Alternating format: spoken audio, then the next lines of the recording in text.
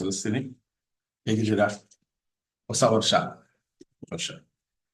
ಹೊಸ ವರ್ಷ ಅಂದಿದ ತಕ್ಷಣನೇ ನಮಗೆ ಹಲವಾರು ನಿರ್ಧಾರಗಳು ಅಲ್ವಾ? ಕ್ರಿಸ್ತನಲ್ಲಿ ಬಂದ ನಂತರ ನಾವು ಯಾವ ರೀತಿ ನಮ್ಮನ್ನ ಸರಿಪಡಿಸ್ಕೋಬೇಕು ಅನ್ನುವ ಒಂದು ಪ್ರಯತ್ನದಲ್ಲಿ ನಾವು ಯಾವಾಗಲೂ ಇರ್ತೀವಿ.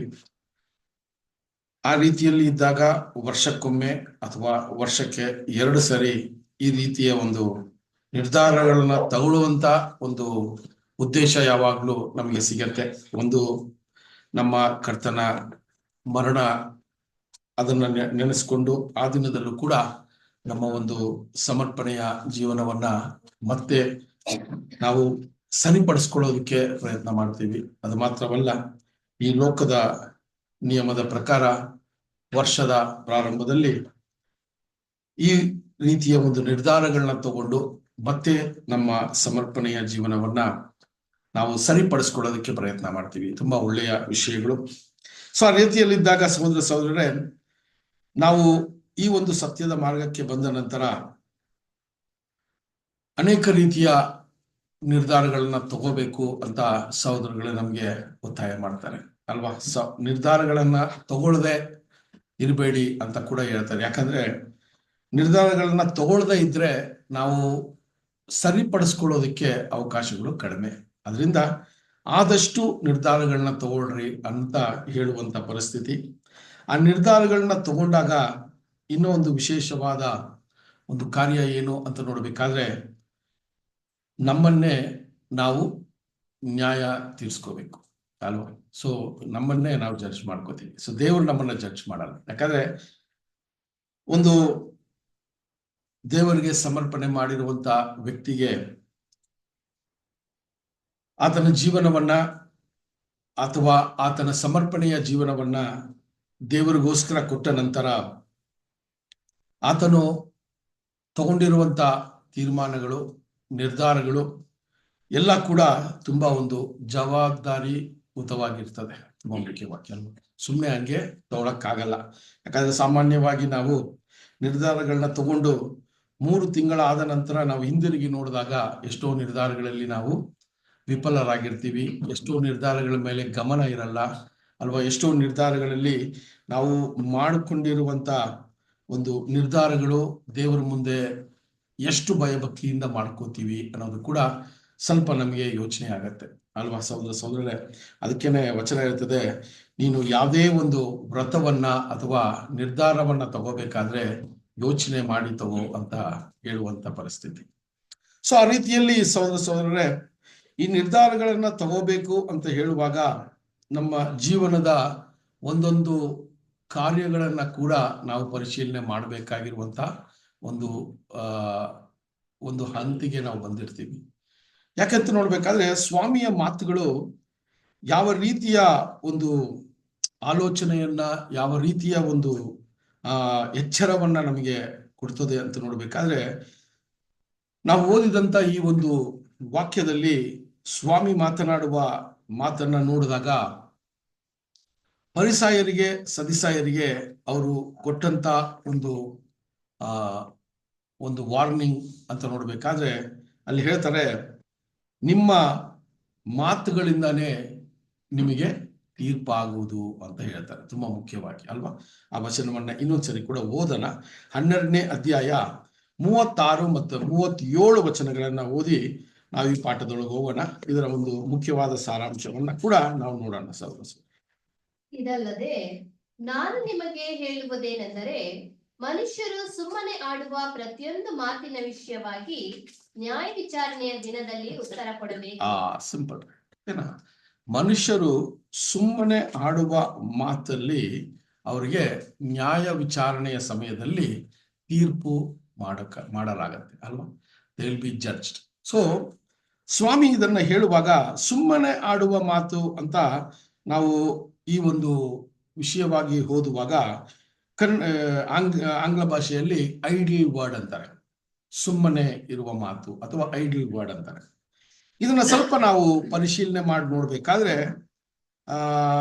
ಯಾವ ರೀತಿಯ ಒಂದು ಮಾತುಗಳು ನಮ್ಮ ಜೀವನದಲ್ಲಿ ಅಥವಾ ಸ್ವಾಮಿ ಹೇಳಿದ ಈ ಮಾತುಗಳು ಯಾವ ರೀತಿಯಲ್ಲಿ ಅದನ್ನ ನಾವು ನೋಡ್ಬೋದು ಅಂದ್ರೆ ಅನೇಕ ಅನುವಾದಗಳಲ್ಲಿ ಈ ಒಂದು ಪದವನ್ನ ಹೆಂಗೆ ಹೇಳ್ತಾರೆ ಅಂದ್ರೆ ಎವ್ರಿ ಎಂಟಿ ವರ್ಡ್ಸ್ ಅಂತಾರೆ ಅಲ್ವಾ, idle words, empty words, foolish words, careless words, useless words ಅಂತ ಈ ರೀತಿ ಏನ್ ಮಾಡ್ತಾರೆ ಅಂದ್ರೆ ಆ ಒಂದು ಪದವನ್ನ ನಾನಾ ಅನುವಾದನೆಗಳ ಮೂಲಕ ನಮಗೆ ತಿಳಿಸುವಂತದ್ದಾಗಿದೆ. ಈ ಗ್ರೇಕ ಭಾಷೆಯ ಒಂದು ವಿಷಯದಲ್ಲಿ ನೋಡ್ಬೇಕಾದ್ರೆ ಈ ಒಂದು ಪದಕ್ಕೆ ಅರ್ಗಾನ್ ಅನ್ನುವ ಒಂದು ಪದವನ್ನು ಯೂಸ್ ಮಾಡ್ತಾರೆ. ಸೊ ಇದು ಏನು ಅಂತ ನೋಡುವಾಗ ಸಹೋದರರೇ ಒಂದು ನಿರ್ಲಕ್ಷ್ಯವಾಗಿರುವಂತ ಒಂದು ಮಾತು ಅಲ್ವಾ. ತುಂಬಾ ಮುಖ್ಯವಾಗಿ ನೋಡ್ಬೇಕಾದ್ರೆ ಈ ಒಂದು ಮಾತುಗಳು ಅಂತ ಹೇಳಬೇಕಾದ್ರೆ ಅಲ್ಲಿ ಸ್ವಾಮಿ ಪರಿಸಾಯರ ಮಧ್ಯದಲ್ಲಿ ಈ ವಿಷಯವನ್ನ ತಿಳಿಸ್ತಾ ಇದ್ದಾರೆ. ಆ ವಿಷಯವನ್ನ ತಿಳಿಸುವಾಗ ಸ್ವಾಮಿ ಒಂದಷ್ಟು ಉದಾಹರಣೆಗಳನ್ನ ಎಕ್ಸಾಂಪಲ್ಸ್ ನ ಕೊಟ್ಟು ಅದನ್ನ ಅವ್ರಿಗೆ ತಿಳಿಸ್ತಾ ಇದ್ದಾರೆ. ಅದನ್ನೇ ನಾವು ನೋಡಿದಾಗ 33-34 ವಚನಗಳಲ್ಲಿ ಈ ವಿಷಯಗಳನ್ನ ಹೇಳುವುದನ್ನ ನಾವು ನೋಡ್ತೀವಿ. ಅದೇ 12ನೇ ಅಧ್ಯಾಯ 33-34. ಮರ ಒಳ್ಳೆಯದೆಂದರೆ ನೋಡ್ರಿ, ಮರ ಒಳ್ಳೆಯದೆಂದರೆ ಅದರ ಫಲವೂ ಒಳ್ಳೆಯದೆನ್ನರಿ. ಮರ ಹುಳುಕು ಅಂದರೆ ಅದರ ಫಲವೂ ಹುಳುಕು ಅನ್ನಿರಿ. ಫಲದಿಂದಲೇ ಮರದ ಗುಣವು ಗೊತ್ತಾಗುವುದು.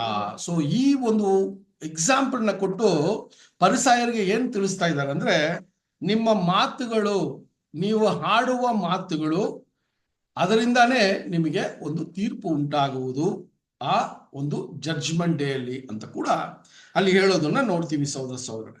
ಸೊ ಈ ಒಂದು ವಿಷಯವಾಗಿ ನಾವು ನೋಡ್ಬೇಕಾದ್ರೆ ನಾವು ಅನೇಕ ರೀತಿಯ ಕಾರ್ಯಗಳನ್ನು ನೋಡ್ಬೇಕಾದ್ರೆ ಸಹೋದರರೇ ಈ ಒಂದು ಡೇ ಆಫ್ ಜಡ್ಜ್ಮೆಂಟ್ ಅಥವಾ ನ್ಯಾಯ ತೀರಿಸುವಂತ ಒಂದು ದಿನ ಅಂತ ನೋಡ್ಬೇಕಾದ್ರೆ ಸಹೋದರರೇ ನಮಗೆಲ್ಲರೂ ಗೊತ್ತಿರೋ ರೀತಿಯಲ್ಲಿ ಇಡೀ ಲೋಕಕ್ಕೆ ಆ 1000 ವರ್ಷದ ಒಂದು ದಿನಾನೇ ಆ ಒಂದು ನ್ಯಾಯ ತೀರ್ಪಿನ ದಿನ ಅಂತ ನಮ್ಗೆ ಗೊತ್ತಾಗುತ್ತೆ.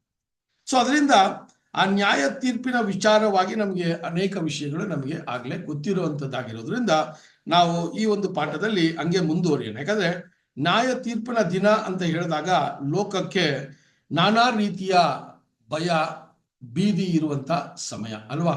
ನ್ಯಾಯ ತೀರ್ಪು ಅಂದ್ರೆ ಅಲ್ಲಿ ಏನಾಗತ್ರಿ, ಅಲ್ಲಿ ನರಕ, ಬೆಂಕಿ, ಈ ರೀತಿಯ ಒಂದು ಮನಸ್ಥಿತಿಗಳು ಜನರಲ್ಲಿ ಇದೆ.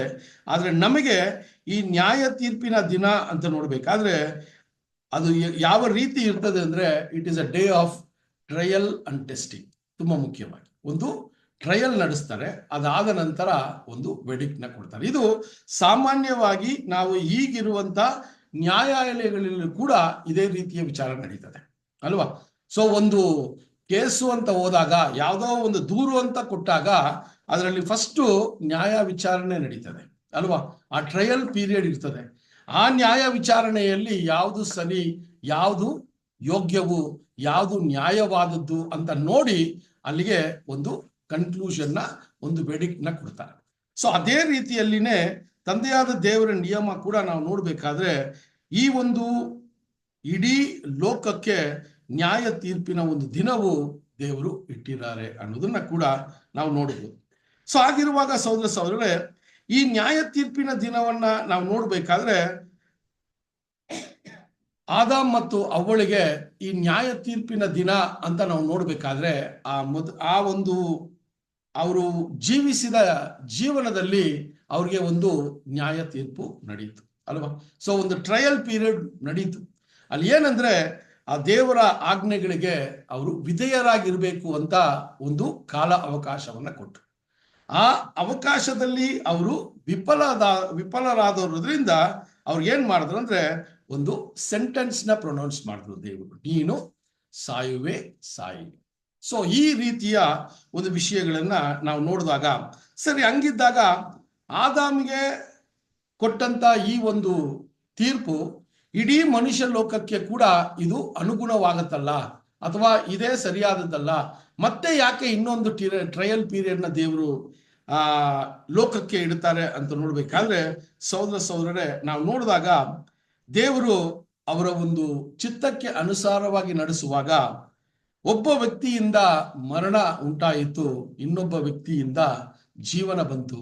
ಆ ಜೀವನ ಪಡ್ಕೊಂಡಿರುವ ಲೋಕದವರಿಗೆ ಅವರು ಇಂಡಿವಿಜುವಲ್ ಆಗಿ ಅಲ್ವಾ, ಒಬ್ಬೊಬ್ಬರಿಗೂ ಒಂದು ಟ್ರಯಲ್ ಪೀರಿಯಡ್ ನ ದೇವರು ಕೊಡೋದಕ್ಕೆ ಅವರು ಬಯಸಿದ್ದಾರೆ. ಆ ವಿಷಯ ಕೂಡ ನಮಗೆ ಗೊತ್ತಿದೆ ಸಹೋದರ ಸಹೋದರರೇ. ಅದಕ್ಕೆ ನಾವು ಅಪೊಸ್ತಲರ ಒಂದು ವಿಚಾರದಲ್ಲಿ ನಾವು ಓದಿದಾಗ ಅಪೊಸ್ತಲರ ಕಾರ್ಯಗಳು 17ನೇ ಅಧ್ಯಾಯ 31ನೇ ವಚನವನ್ನ ನಾವು ಓದುವಾಗ ಒಂದು ಸಮಯವನ್ನ ದೇವರು ನಿರ್ಧಾರ ಮಾಡಿದ್ದಾರೆ ಅನ್ನೋದನ್ನ ನಮಗೆ ತಿಳಿಸುವಂತದ್ದಾಗಿದೆ. ಅದನ್ನು ಓದೋಣ.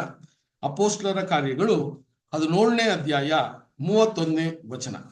ಯಾಕೆಂದರೆ ಆತನು ನಿಷ್ಕರ್ಷೆ ಮಾಡಿದ ಪುರುಷನ ಕೈಯಿಂದ ನೀತಿಗನುಸಾರವಾಗಿ ಭೂಲೋಕದ ನ್ಯಾಯ ವಿಚಾರಣೆ ಮಾಡುವುದಕ್ಕೆ ಒಂದು ದಿವಸವನ್ನು ಗೊತ್ತು ಮಾಡಿದ್ದಾನೆ. ಸೊ ಇದು ಈ ಬಗ್ಗೆ ಎಲ್ಲ ನಮ್ಗೆ ತುಂಬಾ ಚೆನ್ನಾಗಿ ಗೊತ್ತು. ಒಂದು ದಿವಸ ಅಂತ ಹೇಳಿದಾಗ ಒಂದು ಕಾಲ ಸಮಯ ಅಲ್ವಾ. ಸೊ ಆ ಕಾಲ ಸಮಯದ ಒಂದು ವಿಚಾರಗಳನ್ನ ನಾವು ನೋಡುವಾಗ ಸಹೋದರ ಸಹೋದರರೇ, ಈ ಒಂದು ಸುವಾರ್ತೆಯ ಯುಗದ ಸಮಾಪ್ತಿಯಲ್ಲಿ ಅಥವಾ ಸುವಾರ್ಥ ಯುಗದ ಒಂದು ಸಂಪೂರ್ಣವಾದ ಕಾಲ ಅವಧಿ ದೇವರು ಒಂದು ನ್ಯಾಯ ತೀರ್ಪಿಗೆ ಇಟ್ಟಿದ್ದಾರೆ ಅಲ್ವಾ. ಸೊ ಇದು ಯಾರಿಗೆ ಅಂತ ನೋಡ್ಬೇಕಾದ್ರೆ ಸಭೆಗೆ ಅಲ್ವಾ. ಸೊ ಲೋಕದ ನ್ಯಾಯ ತೀರ್ಪಿಗೆ ಮುಂಚೆನೆ ಒಂದು ನ್ಯಾಯ ತೀರ್ಪಿಗೆ ದೇವರು ಒಂದು ವರ್ಗದವ್ರನ್ನ ಅಲ್ಲಿ ಏನ್ ಮಾಡ್ತಾ ಇದ್ದಾರೆ, ಟೆಸ್ಟ್ ಮಾಡ್ತಾ ಇದ್ದಾರೆ ಅಲ್ವಾ. ಅದನ್ನೇ ನಾವು ವಚನ ಓದುವಾಗ ಹೇಳ್ತಾರೆ, ಸಭೆ ಆಗ್ಲೇ ನ್ಯಾಯ ತೀರ್ಪಿನ ದಿನದಲ್ಲಿ ಇದೀವಿ ಅನ್ನೋದನ್ನ ನಮಗೆ ವಚನಗಳು ಸ್ಪಷ್ಟಪಡಿಸ್ತಾ ಇದೆ. ಸೊ ಆ ರೀತಿ ಇರುವಾಗ ಸಹೋದರ ಸಹೋದರರೇ, ಇಲ್ಲಿ ಫರಿಸಾಯರಿಗೆ ಹೇಳಿದಂತ ಮಾತು ನಿಯಮ ಸಭೆಗೆ ಕೂಡ ಈ ಕಾಲದ ಪರಿಸ್ಥಿತಿಯಲ್ಲಿ ಅನುಗುಣವಾಗಿ ಅಥವಾ ಇದು ಅವ್ರಿಗೂ ಕೂಡ ಇದು ಇಂಪ್ಲಿಮೆಂಟ್ ಆಗತ್ತಾ ಅಂತ ನಾವು ಒಂದು ಪ್ರಶ್ನೆ ಯೋಚನೆ ಮಾಡಿದಾಗ ನಿಜವಾಗ್ಲೂ ಇದು ಸಭೆಗೆ ಕೂಡ ಇಂಪ್ಲಿಮೆಂಟ್ ಆಗತ್ತೆ ಅಲ್ವಾ. ದೇವರ ನಿಯಮ ಯಾವಾಗ್ಲೂ ಸರಿಯಾದದ್ದು. ಅದು ಎಷ್ಟೇ ವರ್ಷ ಕಾಲ ಇದ್ರೂ ಕೂಡ ದೇವರ ನಿಯಮ ಒಂದೇ ಇರ್ತದೆ, ಅದು ಏನಾಗಲ್ರಿ, ಬದಲಾವಣೆಗಳಾಗಲ್ಲ. ಸೊ ಆ ರೀತಿಯಲ್ಲಿ ನೋಡುವಾಗ ಸ್ವಾಮಿ ಹೇಳುವಂತ ಈ ವಾಕ್ಯಗಳು, ಸ್ವಾಮಿ ಹೇಳಿದಂತ ಈ ಒಂದು ವಿಷಯಗಳು ಅಲ್ಲಿ ಫರಿಸಾಯರಿಗೆ 1000 ವರ್ಷದಲ್ಲಿ ಒಂದು ತೀರ್ಪಿನ ಒಂದು ಕಾಲ ಸಮಯ ಸ್ವಾಮಿ ಅಲ್ಲಿ ಹೇಳ್ತಾರೆ. ಆದ್ರೆ ಸಭೆಗೆ ಈ ಒಂದು ತೀರ್ಪಿನ ಕಾಲ ಸಮಯ ಯಾವುದು ಅಂತ ನೋಡ್ಬೇಕಾದ್ರೆ ನಾವು ಇರುವಂತ ಈ ಸುವಾರ್ತೆಯ ಸಮಯ, ಇದು ತುಂಬಾ ಮುಖ್ಯವಾದದ್ದು. ಸೊ ಅವ್ರಿಗೆ ಕೂಡ ದೇವರು ಅಂತ ಒಂದು ನಿರ್ಧಾರವನ್ನ ಇಟ್ಟಿದ್ದಾರೆ ಅಂದಾಗ ಸಭೆಗೆ ಈ ನಿರ್ಧಾರವು ಎಷ್ಟು ಮುಖ್ಯವಾದದ್ದು, ತುಂಬಾ ಮುಖ್ಯವಾದದ್ದು ಅಲ್ವಾ.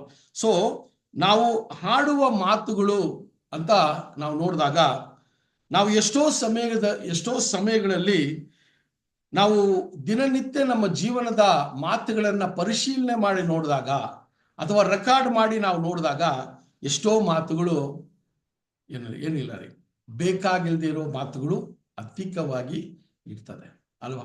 ಸೊ ಈ ಒಂದು ವಿಷಯವನ್ನ ನೋಡ್ಬೇಕಾದ್ರೆ ಈ ಮಾತು ಅನ್ನುವ ಒಂದು ವಿಷಯವನ್ನ ಈ ದಿನ ನಾವು ಸ್ವಲ್ಪ ಗಮನ ಕೊಟ್ಟು ನೋಡುವಾಗ ಸಹೋದರ ಸಹೋದರರೇ, ಈ ಒಂದು ವಿಷಯವನ್ನ ನಮಗೆ ತಿಳಿಸೋದಿಕ್ಕೆ 1 ಪೇತ್ರ 4ನೇ ಅಧ್ಯಾಯ 17ನೇ ವಚನವನ್ನ ನೋಡೋಣ. 1 ಪೇತ್ರ 4ನೇ ಅಧ್ಯಾಯ 17ನೇ ವಚನ. ನ್ಯಾಯ ವಿಚಾರಣೆಯ ಸಮಯ ಬಂದದೆ, ಆ ವಿಚಾರಣೆಯು ದೇವರ ಮನೆಯಲ್ಲಿಯೇ ಪ್ರಾರಂಭವಾಯಿತಲ್ಲ. ಸಿಂಪಲ್. ಸೊ ಆ ವಿಚಾರಣೆಯು ದೇವರ ಮನೆಯಲ್ಲೇ ಪ್ರಾರಂಭವಾಗಿದೆಯಲ್ಲ ಅಂತ ಹೇಳುವಾಗ ಸಹೋದರ ಸಹೋದರರೇ, ಸಮರ್ಪಣೆಯ ವಿಚಾರವಾಗಿ ನಾವು ದೇವರಿಗೆ ಪ್ರತಿಷ್ಠೆ ಮಾಡಿ ನಮ್ಮ ಜೀವನವನ್ನ ದೇವರಿಗೋಸ್ಕರ ಅಂತ ಹೇಳಿ ನಾವು ಬಂದ ದಿನದಿಂದ ನಮ್ಮ ನ್ಯಾಯ ವಿಚಾರಣೆ ಪ್ರಾರಂಭವಾಗಿದೆ. ನಾವು ಮಾತನಾಡುವ ಒಂದೊಂದು ಮಾತುಗಳು ಕೂಡ ನ್ಯಾಯ ತೀರ್ಪಿನ ದಿನ ಅಂತ ಹೇಳುವಾಗ ಈ ಒಂದು ದಿನದಲ್ಲಿ ಲೆಕ್ಕಕ್ಕೆ ದೇವರು ತಗೋತಾರೆ. ತುಂಬಾ ಮುಖ್ಯವಾದ ಅಲ್ವಾ.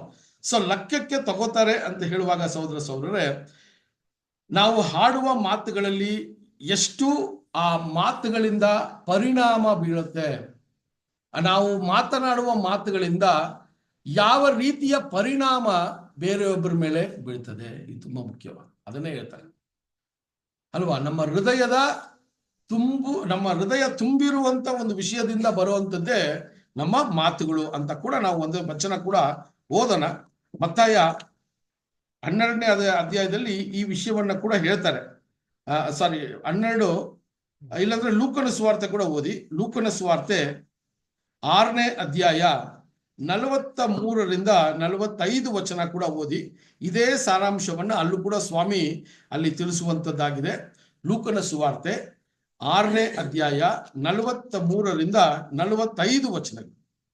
ಒಳ್ಳೆಯ ಮರವು ಹುಳುಕು ಫಲವನ್ನು ಕೊಡುವುದಿಲ್ಲ, ಹಾಗೆಯೇ ಹುಳುಕು ಮರವು ಒಳ್ಳೆಯ ಫಲವನ್ನು ಕೊಡುವುದಿಲ್ಲ. ಪ್ರತಿಯೊಂದು ಮರದ ಗುಣವು ಅದರ ಫಲದಿಂದಲೇ ಗೊತ್ತಾಗುವುದು. ಮುಳ್ಳು ಗಿಡಗಳಲ್ಲಿ ಅಂಜೂರದ ಹಣ್ಣುಗಳನ್ನು ಕೀಳುವುದಿಲ್ಲ, ಗಚ್ಚುಗದ ಮೆಳೆಯಲ್ಲಿ ದ್ರಾಕ್ಷಿ ಹಣ್ಣುಗಳನ್ನು ಕೊಯ್ಯುವುದಿಲ್ಲ. ಒಳ್ಳೆಯವನು ತನ್ನ ಹೃದಯವೆಂಬ ಒಳ್ಳೆಯ ಬೊಕ್ಕಸದೊಳಗಿಂದ ಒಳ್ಳೆಯದನ್ನು ತರುತ್ತಾನೆ, ಕೆಟ್ಟವನು ಕೆಟ್ಟ ಬೊಕ್ಕಸದೊಳಗಿಂದ ಕೆಟ್ಟದ್ದನ್ನು ತರುತ್ತಾನೆ. ಹೃದಯದಲ್ಲಿ ತುಂಬಿರುವುದೇ ಬಾಯಲ್ಲಿ ಹೊರಡುವುದು. ಸಿಂಪಲ್ ಅಷ್ಟೇ, ಇದೇ ವಿಷಯ ಅಲ್ವಾ? ಹೃದಯದಲ್ಲಿ ತುಂಬಿರೋ ವಿಷಯನೇ ಬಾಯಿಂದ ಹೊರಡುವಂಥದ್ದು. ಸೊ ಅದರಿಂದ ಒಬ್ಬ ವ್ಯಕ್ತಿ ಈ ಒಂದು ಕಾಲ ಸಮಯದಲ್ಲಿ ಲೋಕದ ನಿಯಮದ ಪ್ರಕಾರ ಆತನ ಒಳಾಂಗಣದ ವಿಚಾರಗಳು ಯಾವ ರೀತಿ ಇದ್ರೂ ಪರವಾಗಿಲ್ಲ, ಅವನ ಬಾಯಿಯ ಮಾತುಗಳ ಮೇಲೇನೆ ಅವನಿಗೆ ನ್ಯಾಯ ತೀರ್ಪು ಕೊಡ್ತಾರೆ. ತುಂಬಾ ಮುಖ್ಯವಾಗಿ ಅಲ್ವಾ? ಸೊ ಅವನ ಒಳಾಂಗಣದಲ್ಲಿ, ಅವನ ಹೃದಯದಲ್ಲಿ ಎಂಥ ಕಲ್ಮಶಗಳಿದ್ರೂ ಕೂಡ, ಎಂಥ ಒಂದು ದ್ವೇಷದ ವಿಷಯಗಳಿದ್ರೂ ಕೂಡ, ಎಂಥ ಒಂದು ಅಶುದ್ಧದ ವಿಷಯಗಳಿದ್ರೂ ಕೂಡ, ಲೋಕವು ಆತನನ್ನ ಯಾವ ರೀತಿ ತೀರ್ಪು ಕೊಡುತ್ತೆ ಅಂತ ನೋಡ್ಬೇಕಾದ್ರೆ ಅವನ ಬಾಯಿಯ ಮಾತಿನಿಂದಾನೆ. ತುಂಬಾ ಮುಖ್ಯವಾದ ಅಲ್ವಾ? ಸೊ ಲೋಕದ ನಿಯಮ ಅಲ್ವಾ? ನೀವು ಎಷ್ಟೇ ಯಾವುದೇ ನ್ಯಾಯಾಲಯಕ್ಕೆ ಹೋದ್ರೂ ಕೂಡ ಒಬ್ಬ ವ್ಯಕ್ತಿ ಅವನು ಒಂದು ದೊಡ್ಡ ಕೊಲೆಗಾರ ಅಥವಾ ದರೋಡೆಕಾರ ಅಂದ್ರೂ ಕೂಡ ಅವನು ಬಾಯಿಯಿಂದ ಬರೋ ಮಾತುಗಳ ಮೇಲೇನೆ ಅವನಿಗೆ ನ್ಯಾಯ ತೀರ್ಪು ಕೊಡ್ತಾರೆ ಅಲ್ವಾ? ಸೊ ಇದು ಲೋಕದ ನಿಯಮ. ಇದು ನಾವು ನೋಡಿದಾಗ ಎಷ್ಟೋ ವಿಷಯಗಳಲ್ಲಿ ಅಲ್ಲಿ ನಾವು ನೋಡುವಾಗ ಅಪರಾಧಿಗಳನ್ನ ಬಿಡುಗಡೆ ಮಾಡುವಂತ ಕಾರ್ಯಗಳು ಕೂಡ ನಡೀತದೆ. ಯಾಕಂದ್ರೆ ಪ್ರಾಪರ್ ಆಗಿ ಎವಿಡೆನ್ಸ್ ಇಲ್ಲ, ಪ್ರಾಪರ್ ಆಗಿ ಸಾಕ್ಷಿ ಇಲ್ಲ ಅಲ್ವಾ? ಸೊ ಸಾಕ್ಷಿಗಾರನು ಕೂಡ ಒಂದು ವೇಳೆ ಅವನು ತಿರುಗಿ ಅವನು ಹೇಳಿದಂತ ಮಾತುಗಳಿಗೆ ಅವನು ತಿರುಗಿ ಬೇರೆ ವಿಷಯಗಳನ್ನ ಹೇಳಿದಾಗ ಅಲ್ಲಿ ಅದನ್ನ ಲೆಕ್ಕಕ್ಕೆ ತಗೊಂಡು ನ್ಯಾಯಾಲಯ ಅವನನ್ನ ಬಿಡುಗಡೆ ಮಾಡ್ತದೆ. ಇದು ಲೋಕದ ನಿಯಮ. ಆದ್ರೆ ಸ್ವಾಮಿಯ ನಿಯಮ ನಾವು ಸ್ವಲ್ಪ ಗಮನ ಕೊಟ್ಟು ನೋಡಿದಾಗ ಅದು ಒಂದೆಜ್ಜೆ ಮೇಲೇನೆ ಇದೆ. ಯಾಕೆಂದ್ರೆ ನಮ್ಮ ಹೃದಯದಲ್ಲಿ ಆಲೋಚಿಸುವ ವಿಷಯಗಳು, ನಮ್ಮ ಹೃದಯದಲ್ಲಿ ತುಂಬಿರುವ ಕಾರ್ಯಗಳು, ನಮ್ಮ ಹೃದಯದಲ್ಲಿ ನಾವು ಆಶಿಸುವ ವಿಷಯಗಳು, ಇದೆಲ್ಲ ಕೂಡ ನಮ್ಮ ಪ್ರತ್ಯೇಕ ಸಹೋದರ ಸಹೋದರರಲ್ಲಿ ದಿನನಿತ್ಯ ನಾವು ಯೋಚನೆ ಮಾಡಿ, ನಾವು ಅದನ್ನ ಪ್ರೀತಿಸಿ ಅದರ ಬಗ್ಗೆ ಯೋಚನೆ ಮಾಡೋದನ್ನೇ ನಮ್ಮ ಬಾಯಿಯಿಂದ ಹೊರಡುವಂತ ವಿಷಯ. ಅದರಿಂದ ಸ್ವಾಮಿಯ ನಿಯಮ ಏನು ಅಂದ್ರೆ, ನಿನ್ನ ಹೃದಯವನ್ನ ಬಲ್ಲವರಾಗಿ ದೇವರಿದ್ದಾರೆ. ತುಂಬಾ ಮುಖ್ಯವಾದ. ನಾವು ಎಷ್ಟೋ ಸಮಯಗಳಲ್ಲಿ ಸಹೋದರ ಸಹೋದರರೇ, ನಮ್ಮ ಸಹೋದರ ಸಹೋದರಿಯರಿಗೆ ನಾವು ತುಂಬಾ ಪರಿಶುದ್ಧವಂತರು, ನೀತಿವಂತರು, ಪ್ರೀತಿವಂತರು ಅಂತ ನಮ್ಮ ಬಾಯಿಯ ಮಾತಿನಿಂದ ನಾವು ತೋರಿಸುವಂತರಾಗಿರ್ತೀವಿ. ಆದರೆ ದೇವರು ಅದನ್ನ ಗಮನಿಸಿದಾಗ ನಮ್ಮ ಹೃದಯವನ್ನ ನೋಡೋರಾಗಿದ್ದಾರೆ. ಸೊ ದೇವರ ಮುಂದೆ ನಾವು ನ್ಯಾಯ ತೀರ್ಪಿಗೆ ಒಳಗಾಗಿದ್ದೀವಿ. ದೇವರ ಮುಂದೆ ನಾವು ದೇವರ ಕೋಪಕ್ಕೆ ಗುರಿಯಾಗುವಂತಾಗಿದ್ದೀವಿ.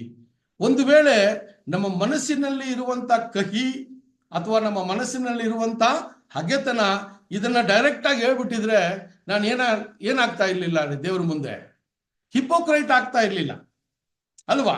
ಯೋಚನೆ ಮಾಡಿ, ನನ್ನ ಹೃದಯದಲ್ಲಿ ಏನಿದೆಯೋ ಅದು ಹಂಗೆ ಮಾತಾಡ್ಬಿಟ್ಟಿದ್ರೆ ಒಂದು ವೇಳೆ ನನ್ನ ಹೃದಯವನ್ನ ಸರಿಪಡಿಸಕ್ಕೆ ದೇವ್ರು ಏನ್ ಮಾಡ್ತಾರೆ? ಪ್ರಯತ್ನ ಮಾಡ್ತಾರೆ. ಆದ್ರೆ ಹೃದಯದಲ್ಲಿ ಒಂದಿಟ್ಟು ನನ್ನ ಬಾಯಿಯಿಂದ ಬರುವ ಮಾತು ಅದು ಬೇರೆ ಆದ್ರೆ ದೇವರ ನ್ಯಾಯ ತೀರ್ಪಿಗೆ ಒಳಗಾಗ್ತದೆ. ಇದು ತುಂಬಾ ಯೋಚನೆ ಮಾಡುವಂತ ವಿಷಯ ಸಹೋದರ ಸಹೋದರರೇ. ಅದನ್ನೇ ಅಲ್ಲಿ ದೇವರ ನಿಯಮವನ್ನ ಸ್ವಾಮಿ ಸ್ಪಷ್ಟವಾಗಿ ಹೇಳ್ತಾರೆ ಅಲ್ವಾ? ನ್ಯಾಯ ತೀರ್ಪಿನ ದಿನಗಳಲ್ಲಿ ನೀವು ಮಾತನಾಡುವ ಒಂದೊಂದು ನಿರ್ಲಕ್ಷ್ಯವಾಗಿರುವಂತ ಮಾತಿಗೆ ನಿಮಗೆ ಏನಾಗತ್ರಿ? ನ್ಯಾಯ ತೀರ್ಪು. ಸೊ ಆ ರೀತಿ ಇರುವಾಗ ಸಭೆ ಈ ಒಂದು ಕಾಲ ಸಮಯದಲ್ಲಿ ನ್ಯಾಯ ತೀರ್ಪಿನ ದಿನದಲ್ಲಿ ಇರೋದ್ರಿಂದ ನಮ್ಮ ಬಾಯಿಯ ಮಾತುಗಳು ಸರಿಯಾಗಿರ್ಬೇಕು, ಪರಿಶುದ್ಧವಾಗಿರ್ಬೇಕು, ನೀತಿಯಾಗಿರ್ಬೇಕು, ಪ್ರೀತಿಯಾಗಿರ್ಬೇಕು ಅಂದ್ರೆ ನಮ್ಮ ಹೃದಯವನ್ನ ನಾವು ಯಾವಾಗ್ಲೂ ಪರಿಶೀಲಿಸ್ಕೋಬೇಕು ಸಹೋದರರೇ. ಅದಕ್ಕೆ ದಾವೀದನು ಹೇಳುವಾಗ ಹೇಳ್ತಾರೆ, ಶುದ್ಧವಾದ ಹೃದಯವನ್ನ ನನ್ನಲ್ಲಿ ನಿರ್ಮಿಸು. ಯೋಚನೆ ಮಾಡಿ ಸಹೋದರ. ಸೊ ದಾವೀದನು ಆ ಒಂದು ಪಾಯಿಂಟ್ ಅನ್ನ ಕರೆಕ್ಟ್ ಆಗಿ ಅಂಡರ್ಸ್ಟ್ಯಾಂಡ್ ಮಾಡ್ಕೊಬಿಟ್ರು. ನಾನು ಅರಸನಾಗಿ ನಾನು ನನ್ನ ಪೌರುಷವನ್ನ, ನನ್ನ ಒಂದು ಪ್ರೀತಿಯನ್ನ, ನನ್ನ ಒಂದು ತಾಳ್ಮೆಯನ್ನ ನಾನು ಯಾವುದೇ ರೀತಿ ತೋರಿಸಿದ್ರು ಕೂಡ ನನ್ನಲ್ಲಿ ಇನ್ನೂ ಅಶುದ್ಧತೆ ಇದೆ ಅಲ್ವಾ, ನನ್ನಲ್ಲಿ ಇನ್ನೂ ಕೊರತೆಗಳಿದೆ. ಆ ಕೊರತೆಗಳು ಸರಿಯಾಗಬೇಕು ಅಂದ್ರೆ, ನನ್ನಿಂದ ಕೊರತೆಗಳನ್ನ ಸರಿಪಡಿಸ್ಬೇಕಾದ್ರೆ ನಿಮ್ಮ ಕೃಪೆ, ನಿಮ್ಮ ದಯೆ ಇರಬೇಕು ಅಂತಾನೆ ದೇವರಲ್ಲಿ ಪ್ರಾರ್ಥಿಸ್ತಾರೆ ಅಲ್ವಾ. ಅದೇ ತುಂಬಾ ಮುಖ್ಯವಾದದ್ದು ಸಹೋದರರೇ. ಸೊ ಈ ದಿನದ ಪಾಠ ಕೂಡ ನಾವು ನೋಡುವಾಗ ನಮಗೆ ನಮ್ಮ ಒಂದು ಬಾಯಿಯ ಮಾತುಗಳು ಎಷ್ಟು ಪರಿಣಾಮವನ್ನ ಬೇರೆಯೊಬ್ಬರ ಜೀವನದಲ್ಲಿ ಇದು ಉಂಟು ಮಾಡುತ್ತೆ ಅಲ್ವಾ. ಒಬ್ಬ ಸಹೋದರನ ಸಹೋದರಿಯರನ್ನ ಉರಿದುಂಬೋಸೋದಕ್ಕ, ಅಥವಾ ಅವ್ರನ್ನ ತ್ಯಜಿಸೋದಕ್ಕ, ಅಥವಾ ಅವ್ರನ್ನ ಬೆಳಿದಂಗೆ ಮಾಡ್ದೋದಕ್ಕ, ಅವ್ರಿಗೆ ಹಾನಿ ಉಂಟಾಗೋದಕ್ಕ ನನ್ನ ಮಾತುಗಳು ಇದು ತುಂಬಾ ಮುಖ್ಯವಾದದ್ದು. ಅದರಿಂದ ಒಂದೊಂದು ಮಾತು ಕೂಡ ನಮ್ಮ ಬಾಯಿಯಿಂದ ಹೊರಡುವಾಗ ಅದು ಒಂದು ಜವಾಬ್ದಾರಿಯುತವಾಗಿದೆ. ಒಂದೊಂದು ಮಾತುಗಳು, ಒಂದೊಂದು ವಿಷಯಗಳು ನಾವು ಮಾತನಾಡುವಾಗ ಬೇರೆ ಒಬ್ಬ ಸಹೋದರನೋ ಸಹೋದರಿಗೋ ಎಷ್ಟು ಅವರ ಜೀವನದಲ್ಲಿ ಒಳ್ಳೆಯದನ್ನ ಮಾಡುತ್ತೋ ಅಥವಾ ಕೆಟ್ಟದನ್ನ ಮಾಡುತ್ತಾ ಅನ್ನುವ ಒಂದು ಭಯ ನಮ್ಮಲ್ಲಿ ಯಾವಾಗ್ಲೂ ಇರಬೇಕು. ಯಾಕಂದ್ರೆ ನಾವು ನ್ಯಾಯ ತೀರ್ಪಿನ ದಿನದಲ್ಲಿ ಇದ್ದೀವಿ ಸಹೋದರರೇ. ಸೊ ಈ ರೀತಿಯ ವಿಚಾರಗಳನ್ನ ನೋಡುವಾಗ ಎಷ್ಟೋ ಸಮಯಗಳಲ್ಲಿ ನಾವು ನಮ್ಮ ಹೃದಯಗಳನ್ನ ತುಂಬಾ ಕಠಿಣವಾಗಿ ಹಗೆತನದಲ್ಲಿ ಅಲ್ವಾ, ಅನೀತಿಯಲ್ಲಿ ನಾವು ಇಟ್ಟು ನಮ್ಮ ಬಾಯಿಯ ಮಾತುಗಳನ್ನ ಸುಂದರವಾಗಿ ಅಲ್ವಾ, ತುಂಬಾನೇ ನಯವಾಗಿ ಮಾತಾಡಕ್ಕೆ ಪ್ರಯತ್ನ ಮಾಡ್ತೀವಿ. ಇದು ದೇವರ ಮುಂದೆ ನಾವು ನ್ಯಾಯ ತೀರ್ಪಿಗೆ ಒಳಗಾಗ್ತೀವಿ ಸಹೋದರ. ಯಾಕಂದ್ರೆ ಇದರ ಬೇಸ್ ಮೇಲೇನೆ ನಮ್ಮ ಸಾಲ್ವೇಷನ್ ಅಡಗಿದೆ, ನಮ್ಮ ಒಂದು ರಕ್ಷಣೆ ಇದರ ಮೇಲೇನೆ ಅಡಗಿದೆ. ನಾನು ಎಷ್ಟು ದೇವರ ವಾಕ್ಯಗಳನ್ನ ಓದ್ತೀನಿ, ಎಷ್ಟು ದೇವರ ವಾಕ್ಯಗಳನ್ನ ಬೈಹಾಟ್ ಮಾಡ್ತೀನಿ, ಎಷ್ಟು ದೇವರ ನಾಲೆಜ್ ಅಲ್ಲಿ ಬೆಳಿತೀನಿ, ದೇವರ ಗೂಢಾಚಾರಗಳನ್ನ ಎಷ್ಟು ತಿಳಿದಿದ್ದೀನಿ, ಇದೆಲ್ಲ ಒಂದು ಕಡೆ ಇದ್ರೂ ಕೂಡ ಇದರ ಸಾರಾಂಶವು ನನ್ನ ಹೃದಯದ ಪರಿಶುದ್ಧತೆ ತುಂಬಾ ಮುಖ್ಯ ರೀ ಅಲ್ವಾ.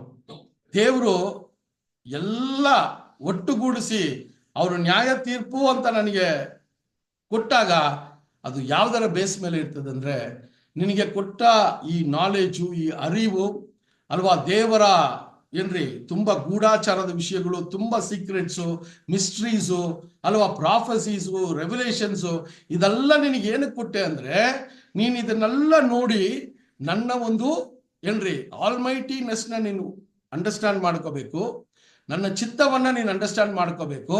ಆ ಮಾಡಿಕೊಂಡಿರೋ ಸಮಯದಿಂದ ನಿನ್ನ ಹೃದಯವನ್ನ ನೀನು ಶುದ್ಧೀಕರಿಸ್ಕೋಬೇಕು ಅನ್ನುವ ಒಂದೇ ಕಾರಣಕ್ಕೋಸ್ಕರ ದೇವರು ಈ ವಿಚಾರವನ್ನ ಕೊಡ್ತಾರೆ ಸಹೋದರ. ಸೊ ಅದರಿಂದ ಈ ವಿಷಯವನ್ನ ನಾವು ನೋಡುವಾಗ ನಾವು ಎಲ್ಲರೂ ಕೂಡ ನಮ್ಮ ಜೀವನದಲ್ಲಿ ನಾನಾ ರೀತಿಯ ಬದುಕ್ತಾ ಇದ್ದೀವಿ ಅಲ್ವಾ, ನಾನಾ ರೀತಿಯ ನಂಬಿಕೆಯಲ್ಲಿದ್ದೀವಿ, ನಾನಾ ರೀತಿಯ ವಿಚಾರಗಳನ್ನ ನಾವು ಪಾಲನೆ ಮಾಡ್ತಾ ಇದ್ದೀವಿ. ನಮ್ಮ ಬಾಯಿಯ ಮಾತುಗಳು ಎಷ್ಟೋ ಸರಿ ಒಳಸಾಗಿದ್ದಿರ್ಬೋದು, ನಮ್ಮ ಬಾಯಿಯ ಮಾತುಗಳು ಎಷ್ಟೋ ಸರಿ ಬೇಕಾಗಿಲ್ದಿರೋಂಥ ವಿಷಯದಲ್ಲಿ ನಾವು ಮಾತನಾಡಿರ್ಬೋದು, ಲೋಕದ ಮನಸ್ಸಿನಲ್ಲಿ ಅನೇಕ ವಿಚಾರಗಳನ್ನ ನಾವು ಮಾತಾಡಿರ್ಬೋದು. ಇದೆಲ್ಲ ಕೂಡ ದೇವರು ಈ ಒಂದು ಕಾಲ ಸಮಯದಲ್ಲಿ ನಮ್ಮನ್ನ ಆ ಒಂದು ವಿಚಾರಗಳ ಮೇಲೆ ನಾವು ನೋಡುವಾಗ ಸಹೋದರರೇ, ಒಂದು ವಿಚಾರವನ್ನ ಯೋಚನೆ ಮಾಡಿ, ನಮ್ಮ ಬಾಯಿಯ, ನಮ್ಮ ಹೃದಯದ ಆಲೋಚನೆಗಳು ಯಾವ ರೀತಿ ವ್ಯಕ್ತ ಆಗತ್ತೆ ಅಂತ ನೋಡ್ಬೇಕಾದ್ರೆ ನಮ್ಮ ಶರೀರದ ಒಂದು ಅಂಗದ ಒಂದು ವಿಚಾರದಲ್ಲೇ ಇದೆಲ್ಲ ಸ್ಪಷ್ಟ ಆಗತ್ತೆ. ಅದು ನಮ್ಮ ನಾಲಿಗೆ. ಕರೆಕ್ಟಾ? ಸೊ ನಮ್ಮ ಕಾನ್ಸಂಟ್ರೇಟೆಡ್ ಲೈಫ್ ನಮ್ಮ ಮೈಂಡಲ್ಲಿ ಇದೆ. ನಮ್ಮ ಮೈಂಡ್ ಚೇಂಜ್ ಆಗ್ತಾ ಇದೆ. ಆ ಮೈಂಡು ಯಾವ ರೀತಿ ಇದೆ ಅಂತ ಯಾವುದು ಅದು ವ್ಯಕ್ತಪಡಿಸ್ತದೆ ಅಂದ್ರೆ ನಮ್ಮ ಪಾಲನ್ ಫ್ಲೆಶ್ ಅಲ್ಲಿರುವ ನಾಲಿಗೆ.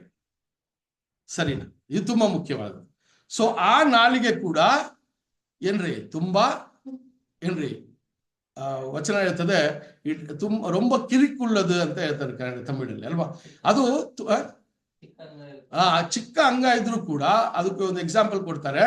ಒಂದು ಹಡಗು ಯಾವ ರೀತಿ ಒಂದು ಚಿಕ್ಕ ಒಂದು ರಡ್ಲರ್ ಇಂದ ಅದು ಕರೆಕ್ಟ್ ಆಗುತ್ತೋ ಆ ರೀತಿ ನಿಮ್ಮ ಬಾಯಿನ ಆ ನಾಲಿಗೆ ಕೂಡ ನಿಮ್ಮ ಮನಸ್ಥಿತಿಯನ್ನ ಸರಿಯಾದ ರೀತಿಯಲ್ಲಿ ವ್ಯಕ್ತಪಡಿಸಬೇಕು ಸಹೋದರ ಸಹೋದರ. ಅದರಿಂದ ಆ ನಾಲಿಗೆ ನಮ್ಮ ಬಿದ್ದಿರುವ ಸ್ವಭಾವದಲ್ಲಿರುವಂತ ಒಂದು ಇನ್ಸ್ಟ್ರೂಮೆಂಟ್. ಸೊ ಆ ನಾಲಿಗೆ ಸರಿಯಾದ ರೀತಿಯನ್ನ ಅದು ವ್ಯಕ್ತಪಡಿಸ್ಬೇಕಾದ್ರೆ ನಮ್ಮ ಹೃದಯ ಸರಿಯಾದ ಒಂದು ಮನಸ್ಥಿತಿಯಲ್ಲಿ ಇರಬೇಕು ಅಂದನೆ ದೇವರು ನಮಗೆ ತಿಳಿಸುವಂಥದ್ದಾಗಿದೆ.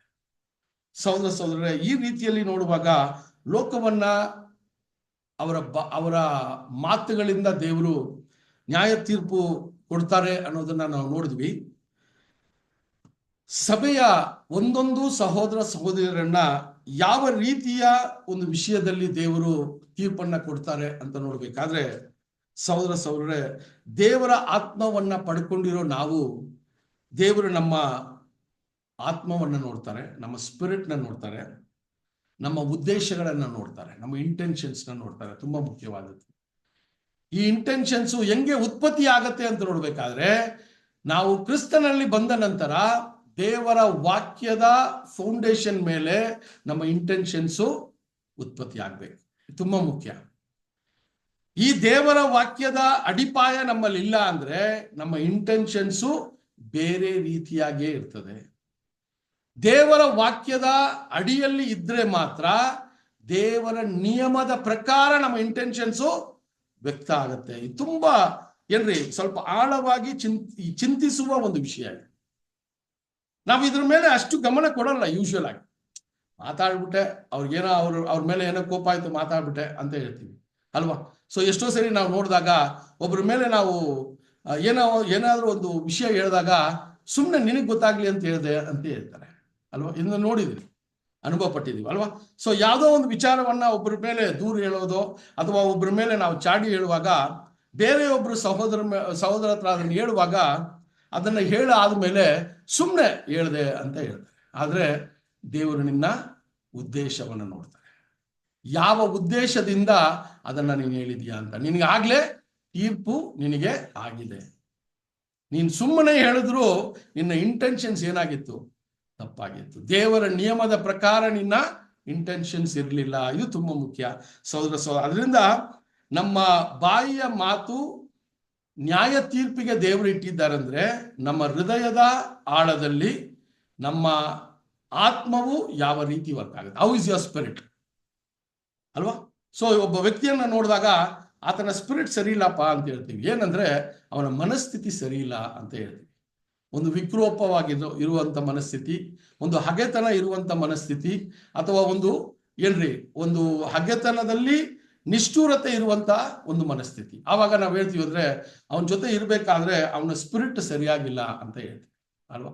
ಸೊ ನಮಗೂ ಕೂಡ ಸಹೋದರ ಸಹೋದರಿಯ ಮಧ್ಯದಲ್ಲಿ ನಮಗೆ ಎಷ್ಟೋ ಅನುಭವಗಳನ್ನ ದೇವರು ಕೊಟ್ಟು ನಮ್ಮನ್ನ ಸರಿಪಡಿಸ್ತಾ ಇರುವಾಗ ನಮ್ಮ ಈ ಒಂದು ಆತ್ಮದ ಒಂದು ವಿಚಾರಗಳು ಸರಿಯಾದ ಮನಸ್ಥಿತಿಯಲ್ಲಿ ಇಲ್ಲ ಅಂದ್ರೆ ದೇವರ ಮಕ್ಕಳು ನಮ್ಮಿಂದ ಸ್ವಲ್ಪ ದೂರನೇ ಇರ್ತಾರೆ.